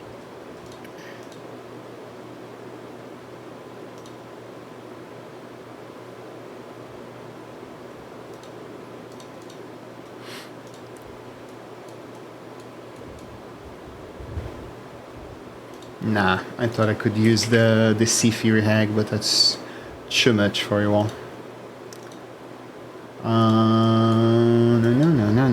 No. What does this one does? Does it follow up the same idea? Yeah, it causes psychic damage, has water spells. I'm using this one instead. You guys took care of the boar like it was nothing, so let's up the challenge a little bit. Let's up the challenge a little bit. See if you guys can pull this one off. All right. Yeah, the desk hag holding what seems to be a symbol of Sidon in a necklace made of bones dedicated to him, standing in front of you with a whip and a lash. With fresh blood and skin resting onto it. Your turn, fellas. What are you doing? Elara. Yar to her. Intimidate her with your yar. How could this be? Let me get the thing because it doesn't go through for some reason. So I have to double check which one it is. Sorry, give me... Okay, so I'll invoke my blood maledict and invoke a curse on the hag. Are you positive on that? Well, I'm already going for it. Might as well. Phenomenal. Do me a wisdom saving throw. A wisdom? Oh god, I'm not saving this, y'all.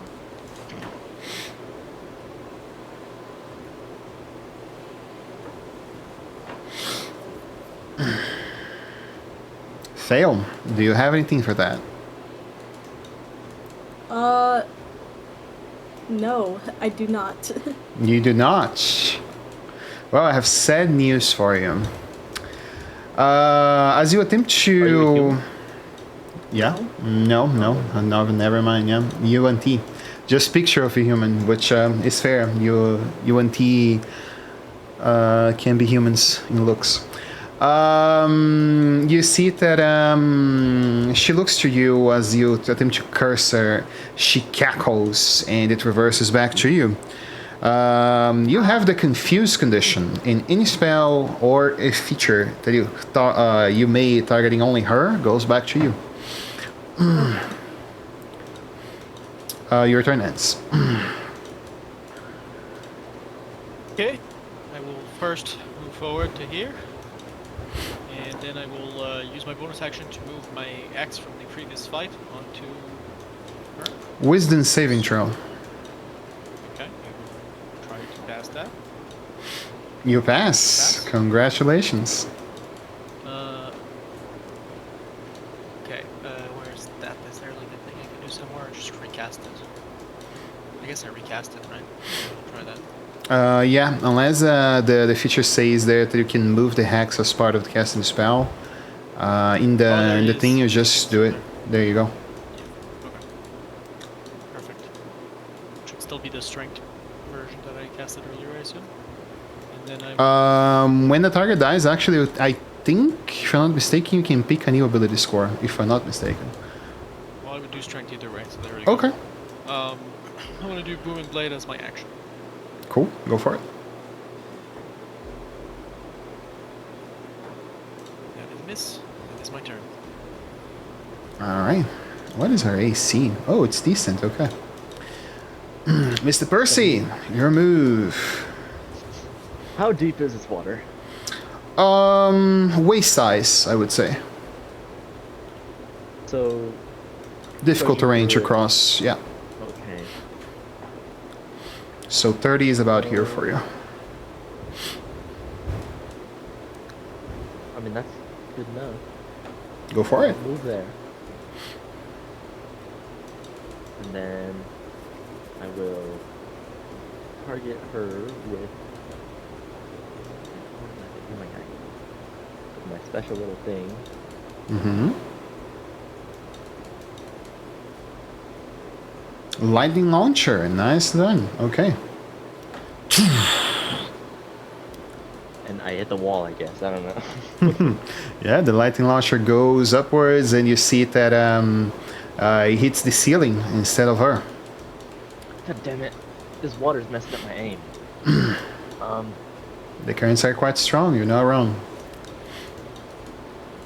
I'll just stay here and watch. We'll see what happens. Alright, Athanasius. So moving here would be 10 feet. Yeah, I would recommend you, because right now you cannot pass through either of those squares anyway, a jump if you want to enter that room. Just a straight jump. 2 squares back and the rest of your movement forward. Okay, what do I need to roll? Depends on your strength score. 12.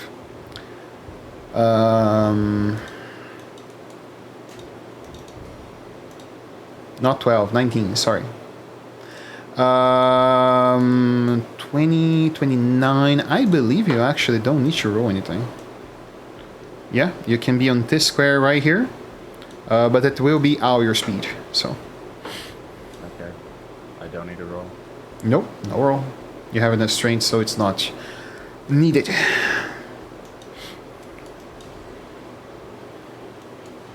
Getting flashbacks from last session where y'all keep blocking the fucking entrance.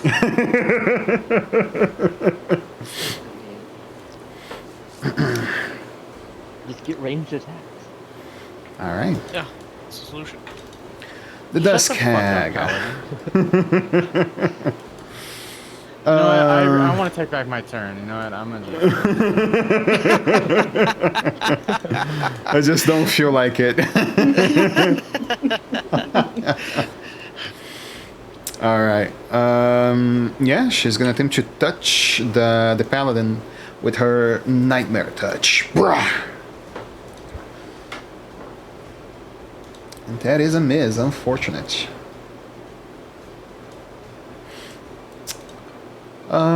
Any bonus action spells I can do?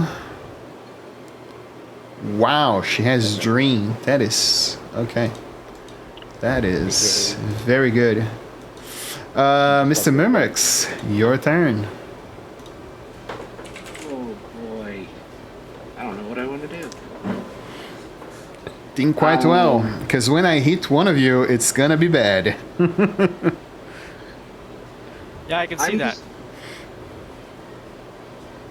I'm gonna come up closer. Mm-hmm. Still can't see her. There's too much stuff here.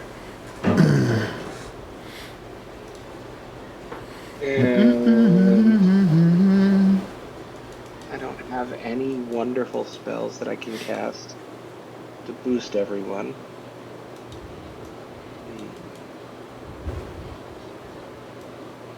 Give me 1 second, sorry. Oh, good. My computer crashed, so I'm just getting caught back up. Oh, good. Forget I have spells. I found something that I'm thinking if I should or not send across. Oh boy. Why? I'm not sure. Okay. It's pretty gay. It's really gay, you have no idea. But also at the same time, it is something that you fear. Is it women? Yeah, it is woman. Is there any chance if I move here, So just want to confirm, you made this move straight up? yeah. and You then have 10 feet of speed unless you have a swimming speed. So you would be able to move up to here, and that's it. Okay. Okay, I can see her. Or, I bet. So I'm gonna try to entangle her. Okay. You know that entangle is an area, right? So it will take all people in the room, depending on where you target, of course. This is the right north of her is the alkalite, right? That is one of the acolytes. Yeah, he's bound to the wall. Let me actually give him the grapple condition. There you go. So yeah, him specifically, it wouldn't matter, but Verzi is somewhere in the room and you can't see her. So Yeah, I can't see anyone. yep. You If can you hear wanna- two voices of people Yeah. screaming for help, essentially. When we Yeah. Yeah. You hear all the way in the back of the room somewhere, I would say, someone crying. You can imagine this could be Verzi. So target well and give it a shot. Alright. God bless. There we go. Oh, I see. Now it gives me everything. Yep. Oh. Nope, not gonna do that. It's gonna get everyone. Okay. Oh, I cancel that. Ask. Just press the ask on your keyboard. Which it's not letting me do. That's fine. Right button click of your mouse also, potentially. Let me refund this resource and give you your concentration out. What else you have?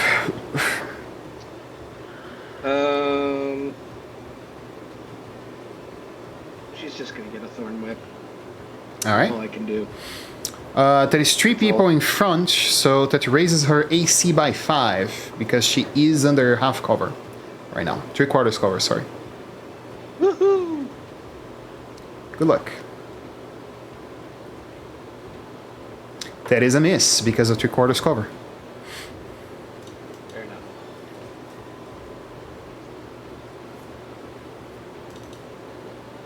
Why is this Okay. thing even in here? Alright, I'm done. Alrighty. And here's why a creature. I'm gonna have to do a lot of custom templates because you guys fighting singular creatures like this is not gonna be a thing for long. Mr. Caden, your move. Alright. Why this thing doesn't have legendary actions, bro? My companion thing has lightning absorption. Mm-hmm. I'm going to witch bolt it. All right.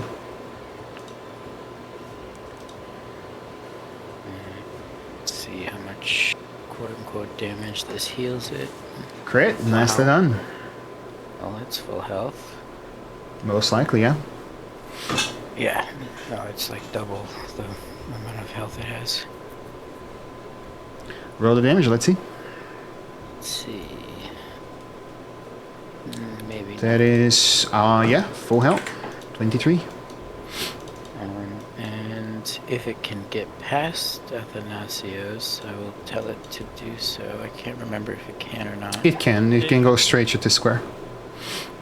Alright. Well, then I'm going to have it do so and attack her. Okay. Make the move. Wrong air. That's a wall. Sorry. The fuck? Why I can't stand on the square? There you go. Good shift move. That literally is a full wall. Why it's not allowing me to put here, but here it is. Well. That is a hit. For 19.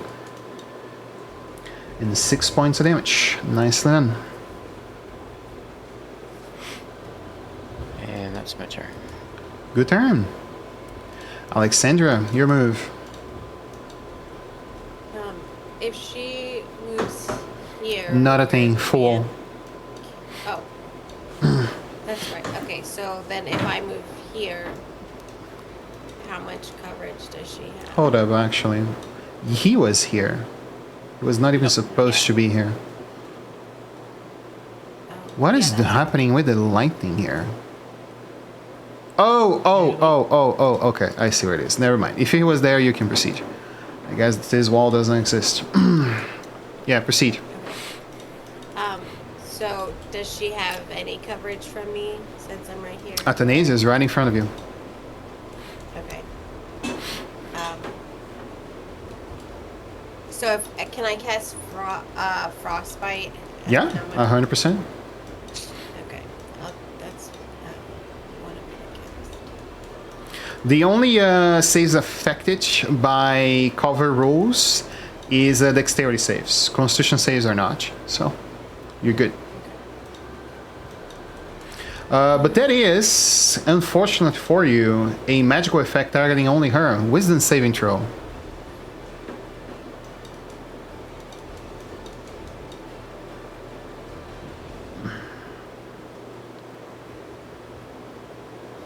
Well, she passed, so. Yeah, that's fair, but you still need to do me a wisdom saving throw. The spell can still backfire to you. Okay.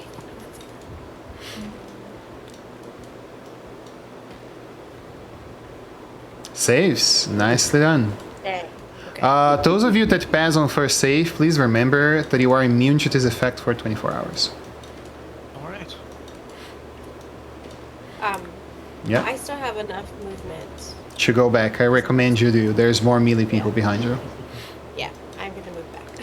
Okay. All right. and then I'm good. 1d10, Ilar. 1d10. Yup. 4. I believe you're moving in a random direction. Let me check. Why is the Gemini assisting opening up? What the fuck is this? Confusion, 5th edition. 4. The creature does not take any actions and end its turn. Sorry for you. Wisdom saving throw. Alright, but bonus Saves. action. You're immune to the condition and the confusion ends. Yay. Ezreal, your turn. Bonus action. X-Blade Curse onto her. Okay. You're immune, so it doesn't really matter for me to do the effect again on you. Considered magical, it's a feature and it doesn't say magic. Okay. So it doesn't matter. And now I'm gonna attack at her. Booming Blade. Booming Blade. Boom. Hits. 7 points of damage. She screeches as the Missing thunder booms. X. Guess I'm gonna do The Hexblade Curse, I believe it's not automated. So yeah, neither. roll. Neither the old X that's still on her or the X-Blade Curse have been. Actually, now that I noticed, the hex itself is not on her. The effect is not on her. Yeah, not sure why. The Hexblade Curse actually is there. I can see the +2 there in the end. Yeah, just not the other X. Yep. It's fine. Recast. It's our spell, so recast the spell on her. Yeah. See if it goes. I'll also just manually for this attack to the D6. Sure. Necrotic. Necrotic. No resistance to necrotic. Incredible. A hag doesn't have resistance to necrotic. Alright. Just cast it. That move doesn't seem to work. Mm-hmm. Hexed. Nicely done. Anything else? That's it. Nicely done. Mr. Percy. Second try. Give your best. Right, I'm just gonna do the same thing. I'm gonna shoot her with some electricity. Oh boy. You take the second shot. Boom! The cannon comes closer, but this time she moves off the way. Don't dodge! Take it like a man! Take it like Euthanasia is your move. Take it like a man. Crazy.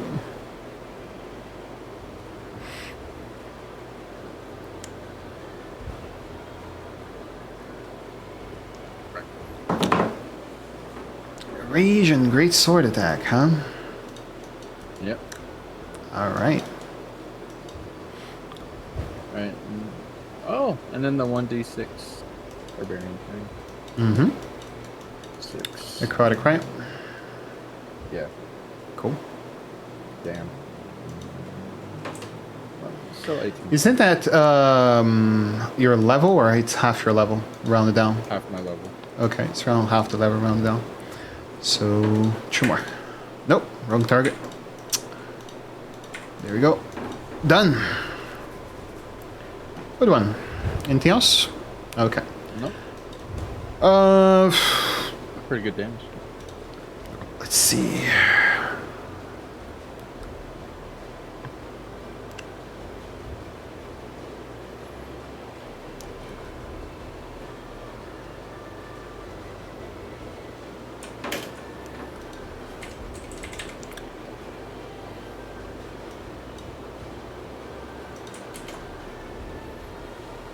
It's one creature, right?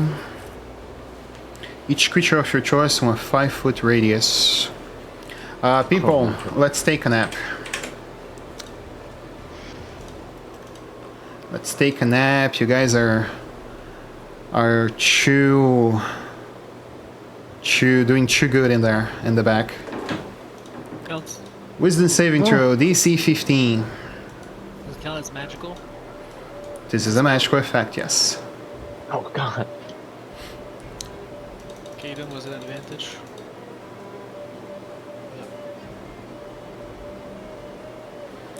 Did it roll at advantage? It did. Magic resistance. And Koziri's actually succeeded. Nicely done. Alrighty. As a bonus action, she takes a regular claw attack. Which actually hits. Shield, okay. Alrighty. What fucking spell slots you got? That was it. This is the first spell that she actually done. I'm just gonna say I meant to roll with advantage, but I didn't click it, and then I rolled manually, and I think I passed when I rolled manually. I'm not sure. No, dude, it rolled automatically, and it does say, if you hover above it, advantage from magical resistance. In there. Yeah, I did say. Yeah, if it was only normal, it would say otherwise. Okay, well that's 6. Cool. And yeah, it's sleep. Unless someone nudges you, there is nothing to be done. Oh, it's the druid turn. My bad. Your turn. That's okay.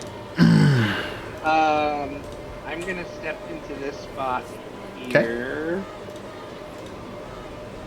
Stat it And is. It's then- Witcher music. Let me get out of there before I get a Twitch ban. Dude, get out of the Witcher music. I'm gonna pick another music. Yeah, go for it. Sorry.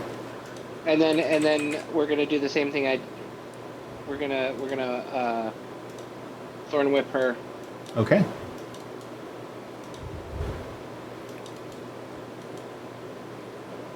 Hits. 100% hits. 5 whole damage. Nicely done. Advantage. She does not. She's very far from dying. Trust me. I'm not pulling her.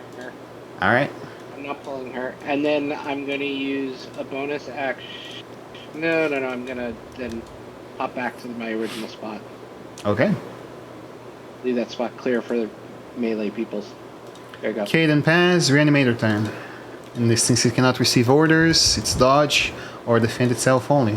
It has a target, so I would say it's a valid defense statics there, attacking the target. Yeah, already told her to attack, so I mean I assume you keep doing it. And Yeah, do I fair. remain a witch bolt or no? No, you're unconscious. There is no more Witch Bolt. It's a concentration spell. Okay. Taking a nap. Taking a nap. Strong nap. I'm taking a nap underwater. It's alright. Oh yeah. Oh yeah, that is true. I completely forgot about that. Thanks for reminding me. Oh, no. Constitution saving throw, Mr. Caden.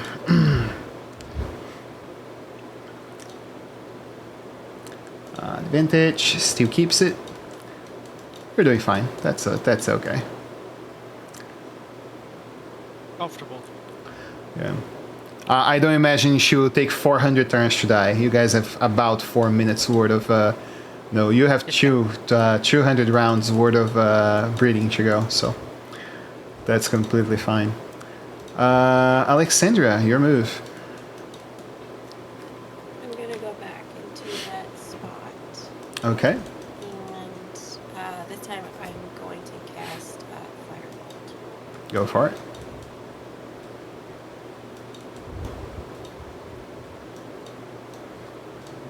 And a miss. That is sadly a failure. Yes. And then move back. Give me like Alright. Ilara, you see 2 of your companions snuzzling bubbles beneath the water. What do you want to do? First, I'm gonna go take a look at the hag thing. I can't get into the range, can I? Nope. How could you do it? Get fucked. Oh god. Just sleeping, they're totally fine. Yeah, in presence of a tired. fucking hag. That's totally fine. I mean, yeah, they were tired. It's a common occurrence in this party to just ignore the people that we could help. Hits. For one? One. Damage. I hate this game. This is my Yeah. Imagine Third. doing that instead of trying to wake somebody up. Yeah, I In know. the water. fine. They're completely fine. Well, That one damage is not. Do better. Do better. I told you, horror to her, stretch intimidator will be far more effective. quick question. Yeah. Do I still have my blood maledict, or is that used up? That is used up on you. Okay. Well, I'm gonna go back. Alright. Nice. Mr. Azrael, your move. Wait. Is it not playing again? It is not playing again. Holy fuck, why That's a things are miss. not looping? Just swing wildly with a big boom, and then that's my turn. Alrighty. Percy, I hope you enjoyed the nap. Con save. Athanasius, your move. Reckless. Hits. And then the 1d6 plus 1. I think you actually might drop her. Let's see. 19. Yeah, down it goes. You guys save Versi. And yeah, beneath the waters, the two of them would wake up randomly as the sleep spell is broken.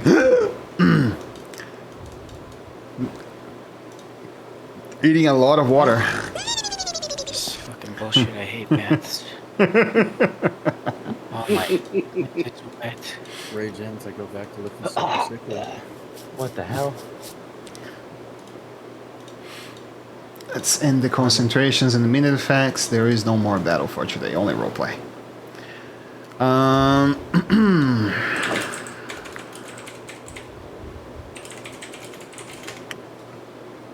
can't move.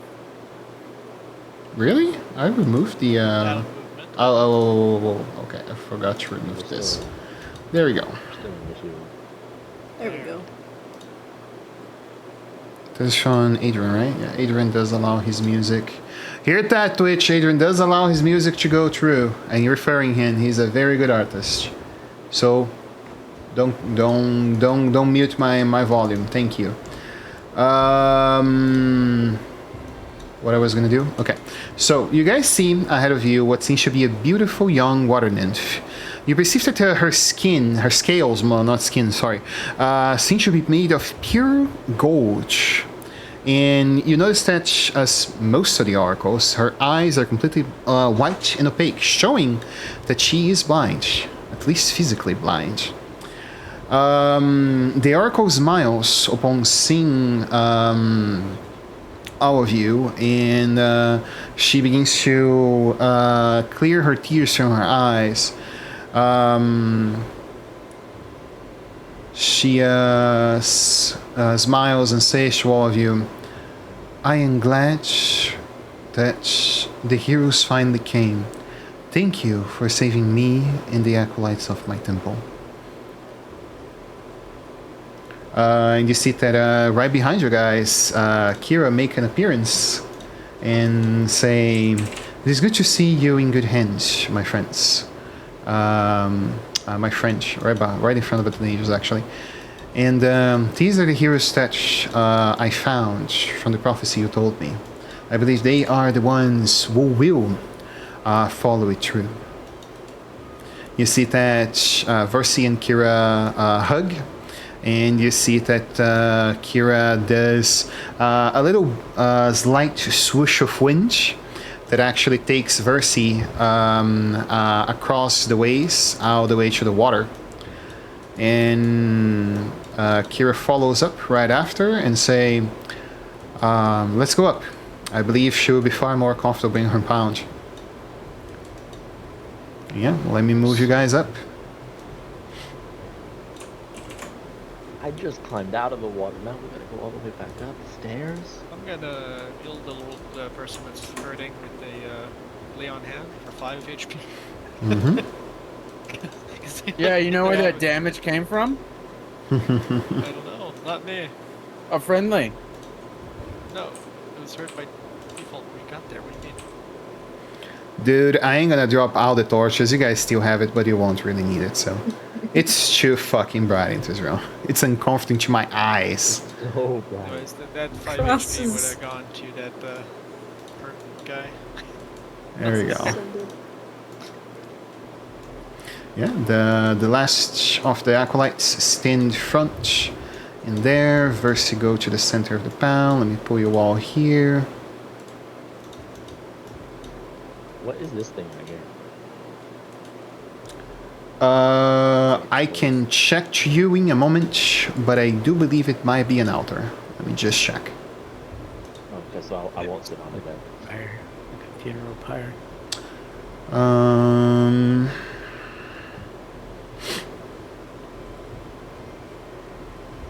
It's a sacrificial buyer. So yeah. Caden is not too far out of that.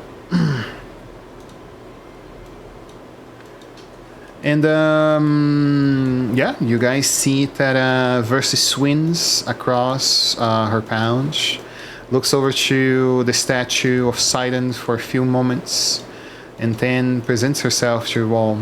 Heroes of the prophecy, I come to you with one tale that is unto your regards.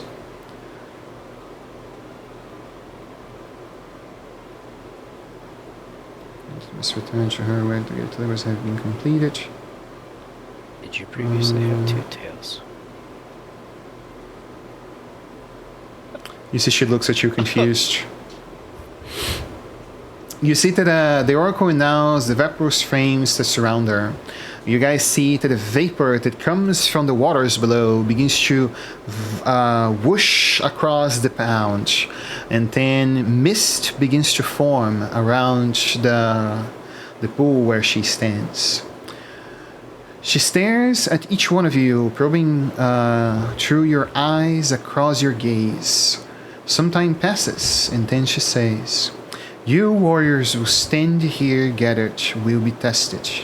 The fates had revealed to me 3 great tasks, which must be completed before you're ready to sail into 3 seas to face the 3 great titans. You must shape the silver fires that are lost in the forges to craft the tools that you will need. You must then claim the mighty weapons that were wielded against the titans by the first Dragonlords themselves. You must drink deep into the bottomless dragon horn, for it will reveal the vision which I cannot see. The last work lies within the horns of the first great dragon creator, which will be found to you across the great city of Mitros. I believe that once your tasks are done, and you will be ready to sail across the Cerulean Gulf to fight the titans."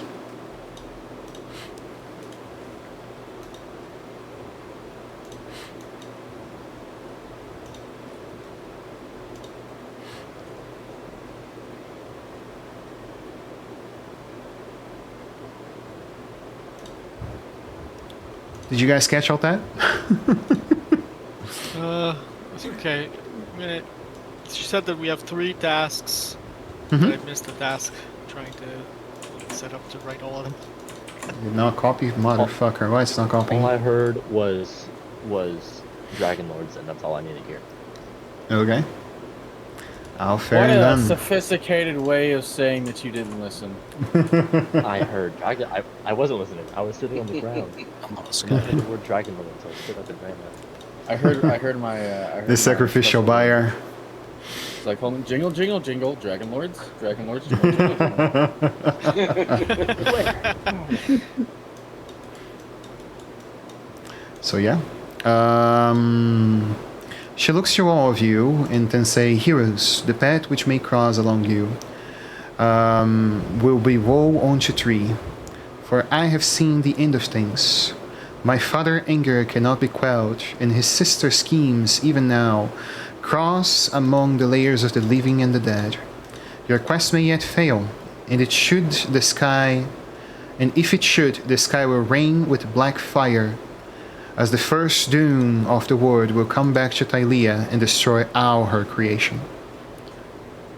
I beg of you, please complete those tasks and fight the titans.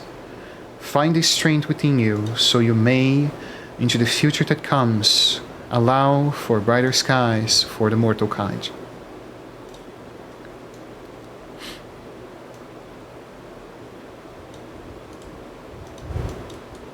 You guys see that the mist surrounding the pool descends, and she calls upon one of the acolytes as she says, "They had concluded a great task for us. They had met not only within the proof of this great prophecy, but also saved my life. Please take the 3 emerald gems that lies within the table offerings and give it to them. I believe it will be a good start for their voyage. And you guys receive the benefit of 3,000 gold, as 3 emerald gems about the size of a palm are gifted to you guys for saving her life."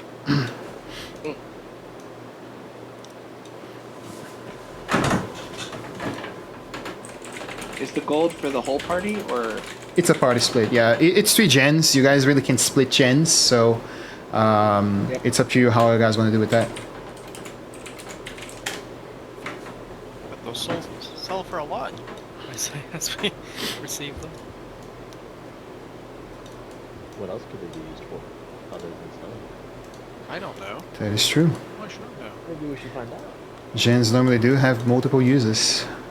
That is very true. Does anyone question anything that she said or make further questions for her to answer? Otherwise, I will prolong on to one scene to decide to the ventured one. I have one final question, ma'am. Yeah, she looks to you. Is it still possible to become a Dragonlord? You see that she smiles and says, "The Dragonlord are a title and a symbol. Anyone can achieve their greatness, should they follow the same path they once crossed."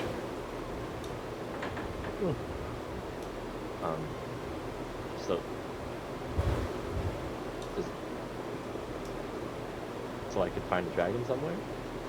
You see she smiles and says, "The dragons still live within this world. You will find them eventually."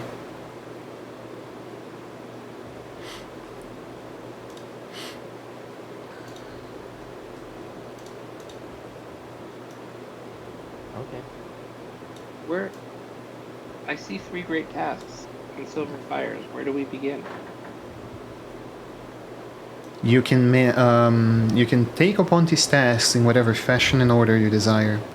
The closest one would be under Vulcan domain into the forges that lie within Historia. You see that Kira smiles and says, "Don't worry, I will take them there."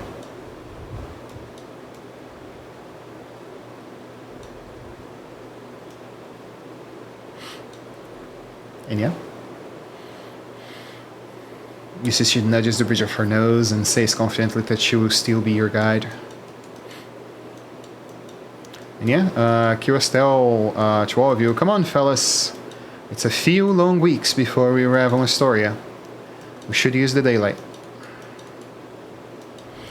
Again, anyone has anything to ask Versi?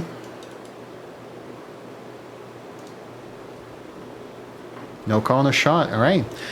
She looks to go for it. What do you know of a curse? Seems like my family's been touched by such thing.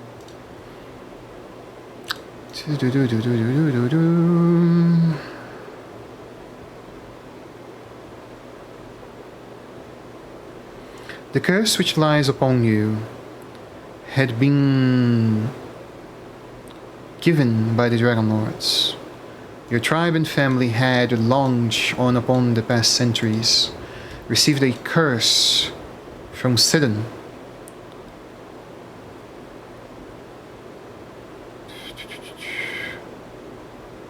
From Sidon, and to find a way to clear this curse, you have to take the fight to him, and also find 2 key items which can help you in this regard. One is the flame of the core that comes from the heart of a Ifriti, a being filled with magic and flame, and the other, a djinn so powerful that can brighten the darkest depths.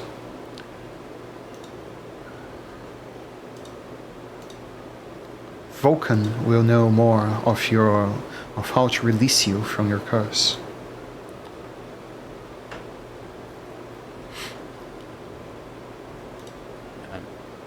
And chime in as well.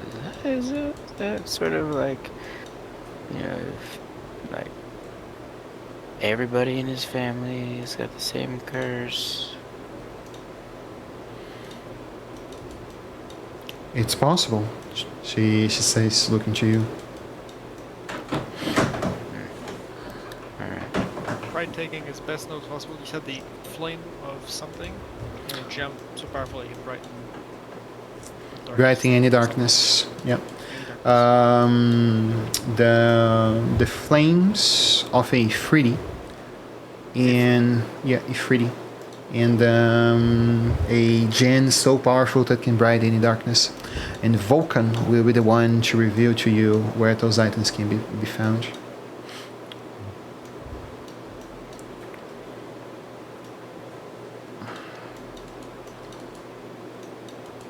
Where can I find that Vulcan?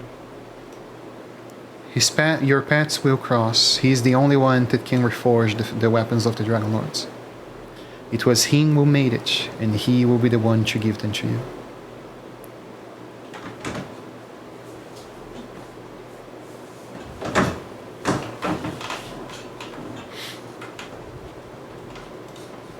And yeah, that's her say. Again, anyone has anything they want to ask the Oracle?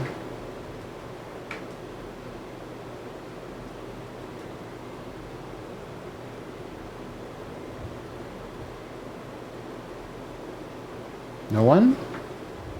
Would you happen to know anything about this schematic? What it might be? And I'll just show her like the tattoo on the back of my arm. It has the schematic on it. She looks to it with some curiosity and say, when you are in Historia, try to find place within the temple of the snakes that lie in there. The symbol looks familiar to me, tied to the Mother of Dreams.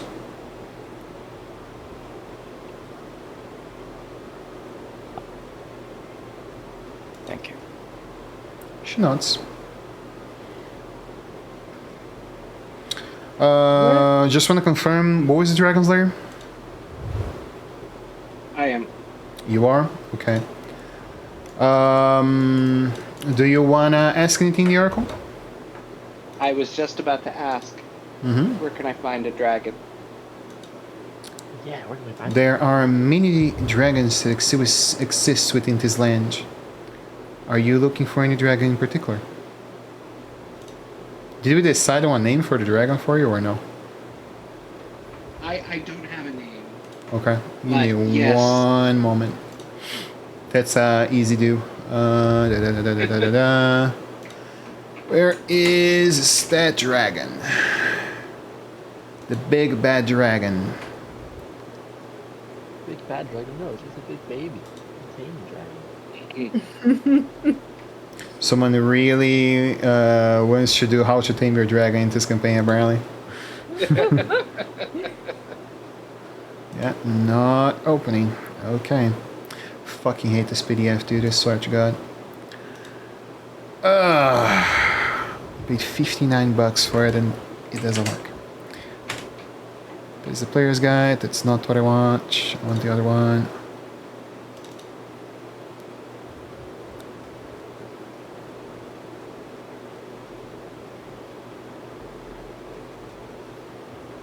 It's on the monsters, I believe. She looks to you as you refer a name that I will give to you in a moment.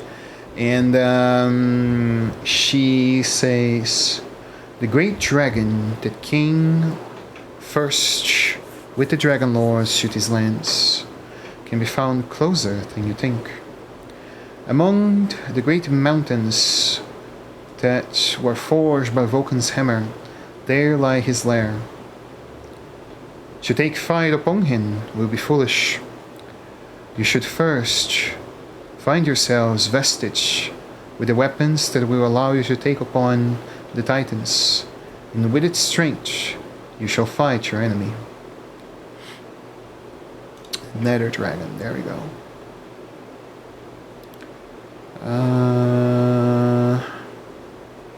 There is no name to it for real? Just Nether Dragon? Okay. Steve.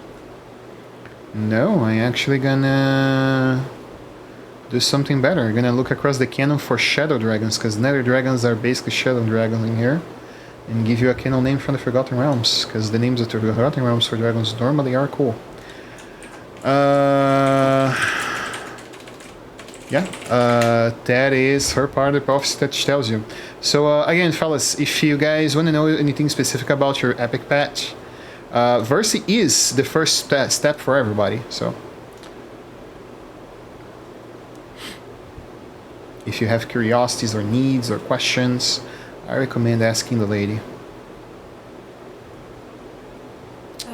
Can Alexandra ask if she'll find her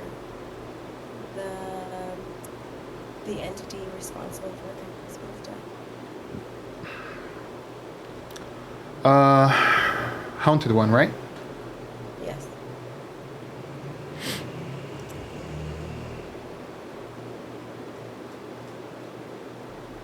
Okay.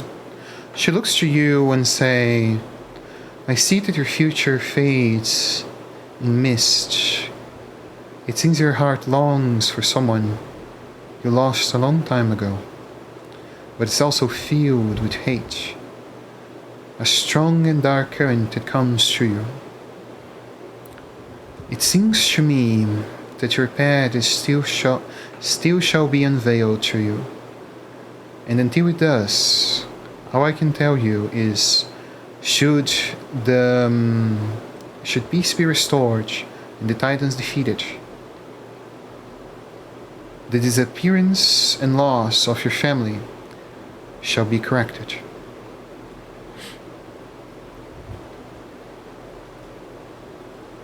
She'll just nod and like bow. Walk down the steps.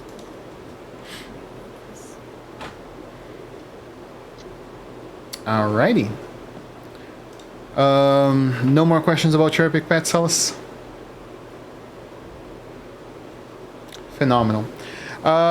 When all of you leave, she looks to Alara and say, Lady Alara, if you wouldn't mind, I would like a word with you in private. With me? That is correct. Okay. Yeah, she asks all of you to make your descent.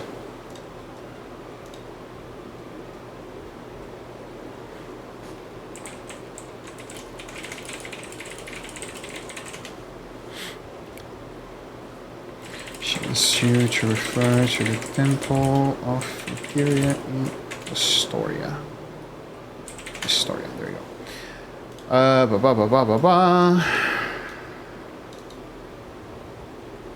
Okay. It has been a long time. You had vanished from these lands a long time ago. I did not thought I would see you once again. You knew who I was? She smiles and says, You're one of the 6 who hold among these islands a long time ago. I believe it's clear now to me that your memory is at lost. It's really hazy.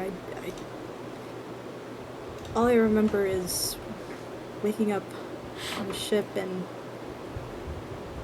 I thought it was my place even though I didn't know where I was. And then I ended up here and I don't know what's going on. Upon the final battle, I remember that you told me your dragon fell from the sky as you had the only egg that your breed had within you.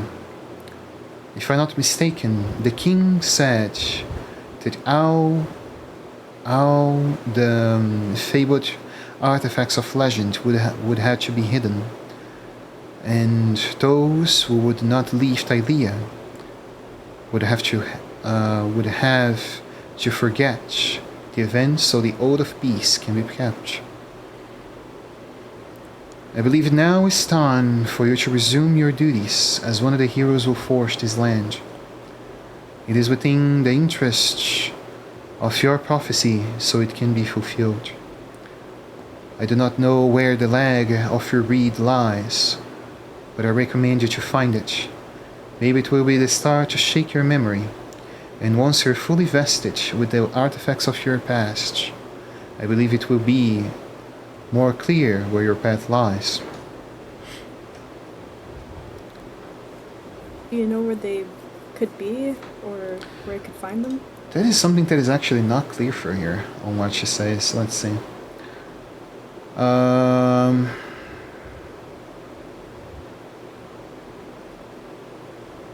Get back your fabled armor.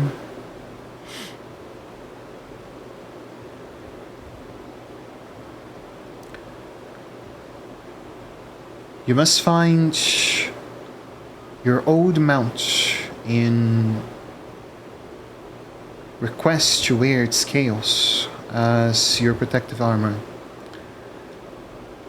And breed its egg so it can raise and be your new companion. That is the path that I can see ahead of you. But more will be clear once you vest your old dragon crown once more. Ask Vulcan for more direction. He will know where you can find the items of legend. Thank you. Don't disappear again. I believe that this world still needs you, and all those that once fought with you for it. She smiles and lets you go. And with this, fellas, this is the end of the stream today. I hope you guys enjoyed. Those who watch it. I will talk with the players a little bit now after on for the post session, and I will take a nap because I have to go tomorrow morning on the middle of the mountains. So thank you all for those watching the stream, and see you.